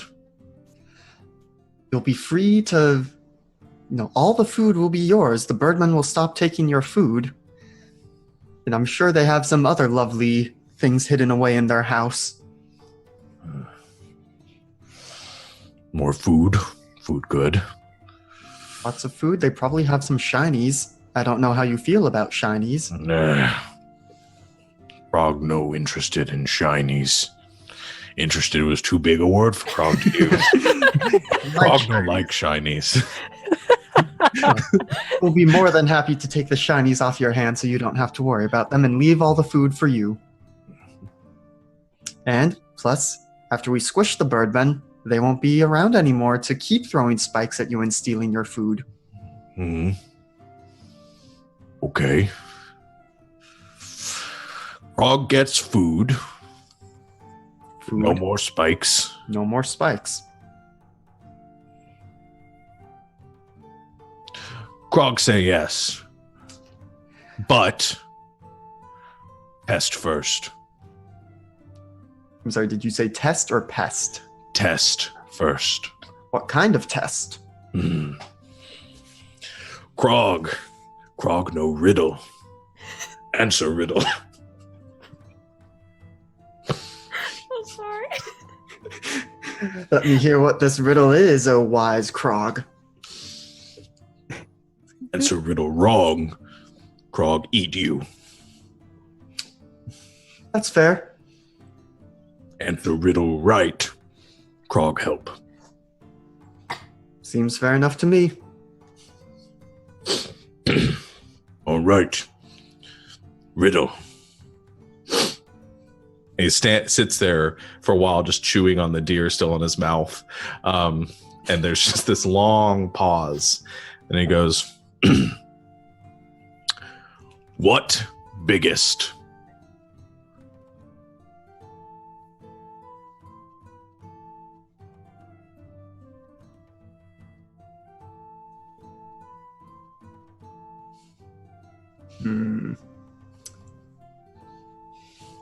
Frog biggest.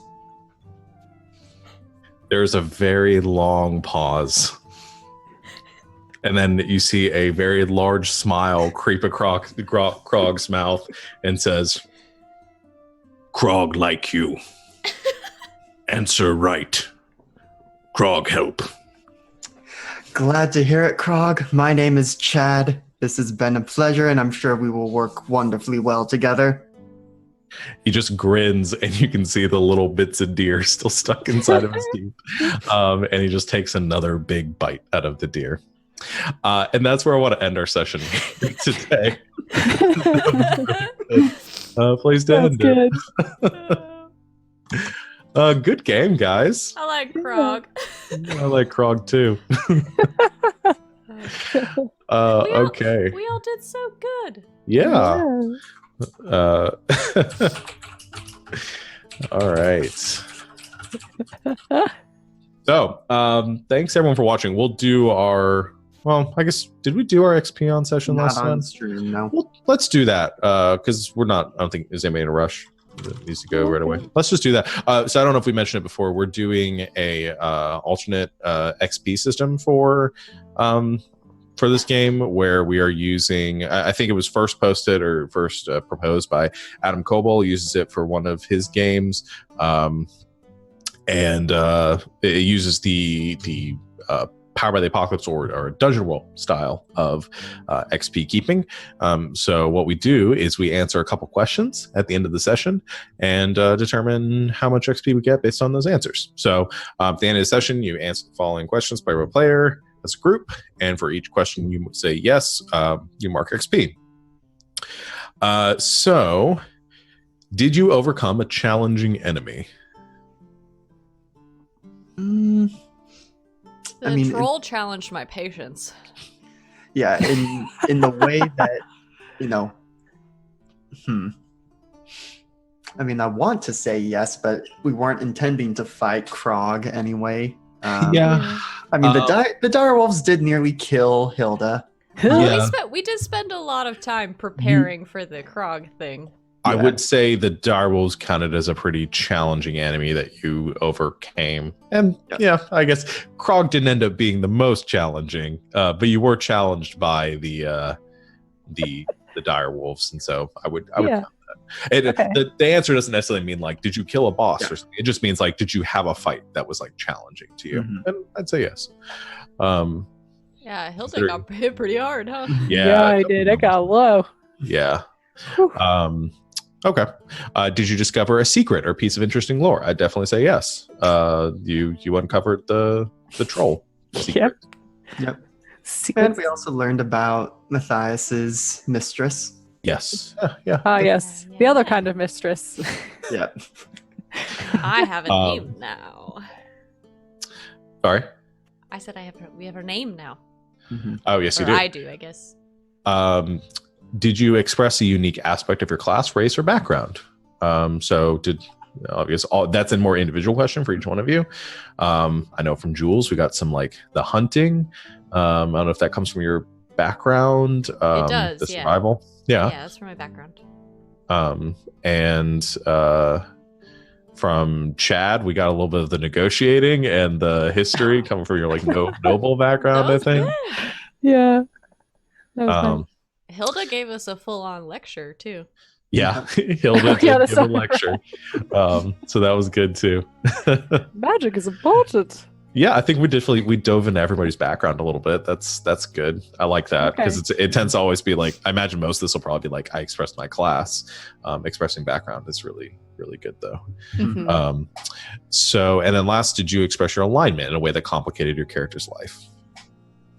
This one I'm still unclear on, and I know I didn't mark it last time, but what exactly complicated your character's life is supposed to mean? So it just means, did you express your alignment in a way that maybe went against the status quo, or maybe was less like, it's easy to be a good person when everything around you is leading, when everyone around you is good, but like if you're neutral and everyone around you is, or if you're good and everyone around you is leaning towards doing something evil, and you express that alignment saying, no, I am lawful good, this is my belief, that we need to do things this way. So it doesn't necessarily have to come from conflict, but just means you did something that maybe wasn't the easy choice, because of your alignment. Okay. I don't know if anybody had anything that necessarily fit with that today. I mean, the closest I could think of was yelling at the troll as chaotic. But that was also the easy way. Yeah. Yeah, I can't think of anything. If you guys can think of something, then please, by all means, let me know. But Not really. okay. I don't think my life is very complicated. Yeah. Well, you've Right got, now. I mean, not all of these are going to happen each time. You guys have gotten 3 out of the 4 there, that's pretty good. And then did you, what's the last? Oh, so bonds. Did anybody feel like they completed a bond? Oh, I need to put my bonds on this sheet. I don't know. Hilda gave a lesson, but I didn't make use of anything from it yet. Probably not. I think I'm actively working towards my bond with Hilda, but I don't think it's resolved yet. Okay. Yeah. Which also, I don't know if we've said the bonds on stream yet. I don't think we have. You can don't talk know, about it if you want. What's your bond with Hilda, Jules? Mine with Hilda is Hilda dwells too much on her failures. I will encourage her to celebrate her successes instead. Okay. Yeah. I definitely think working towards it with the with the deer.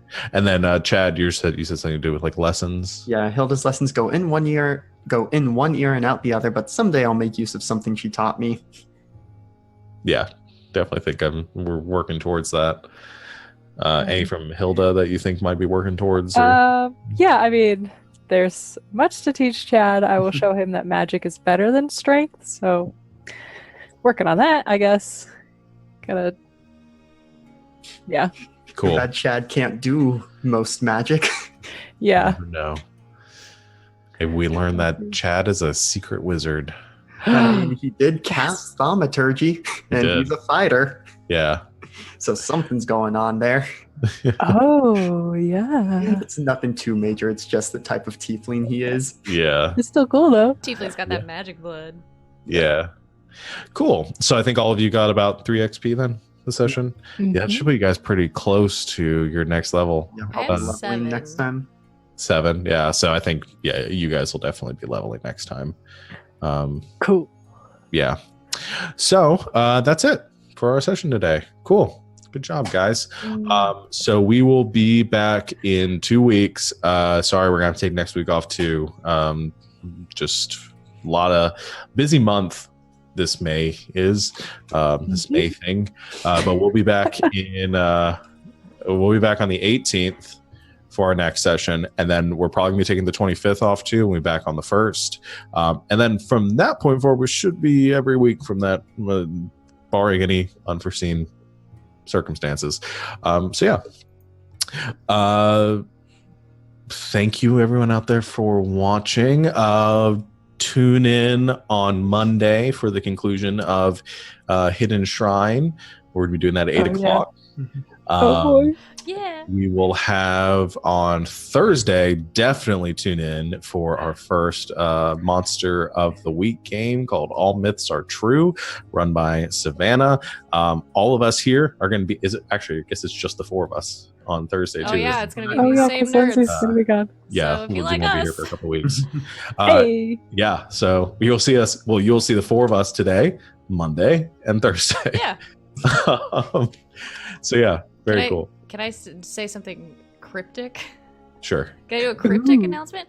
Yes. I actually have Always. a very exciting announcement about a new project that I'm working on. That is, the announcement is tomorrow at I think 12 p.m. Eastern time. So it's gonna be all over my Twitter and probably a little bit from the Game Nights channel as well. So a very exciting announcement coming up for something I've been working on, and I'm excited to tell everybody about it. Yeah. Tomorrow. Yeah, so stay tuned for that tomorrow. Just do nothing else. Sit there and stare at Twitter all day. 12 p.m. Eastern time. Get ready. Yeah, Well, but that's you be want on. to get there. You want to get there a couple hours ahead of Yeah. time. It's like the airport. That's true. Yeah. Yeah, here's my cryptic teaser. It's gonna be weird. Okay. And now everyone knows. Okay, so we will. But like I said, so you'll see us all week, and we'll see you again on Monday. So. Thank you everyone for watching. We'll see you soon. And until next time, good game and good night, Internet. Good night, Good night, Internet. Internet.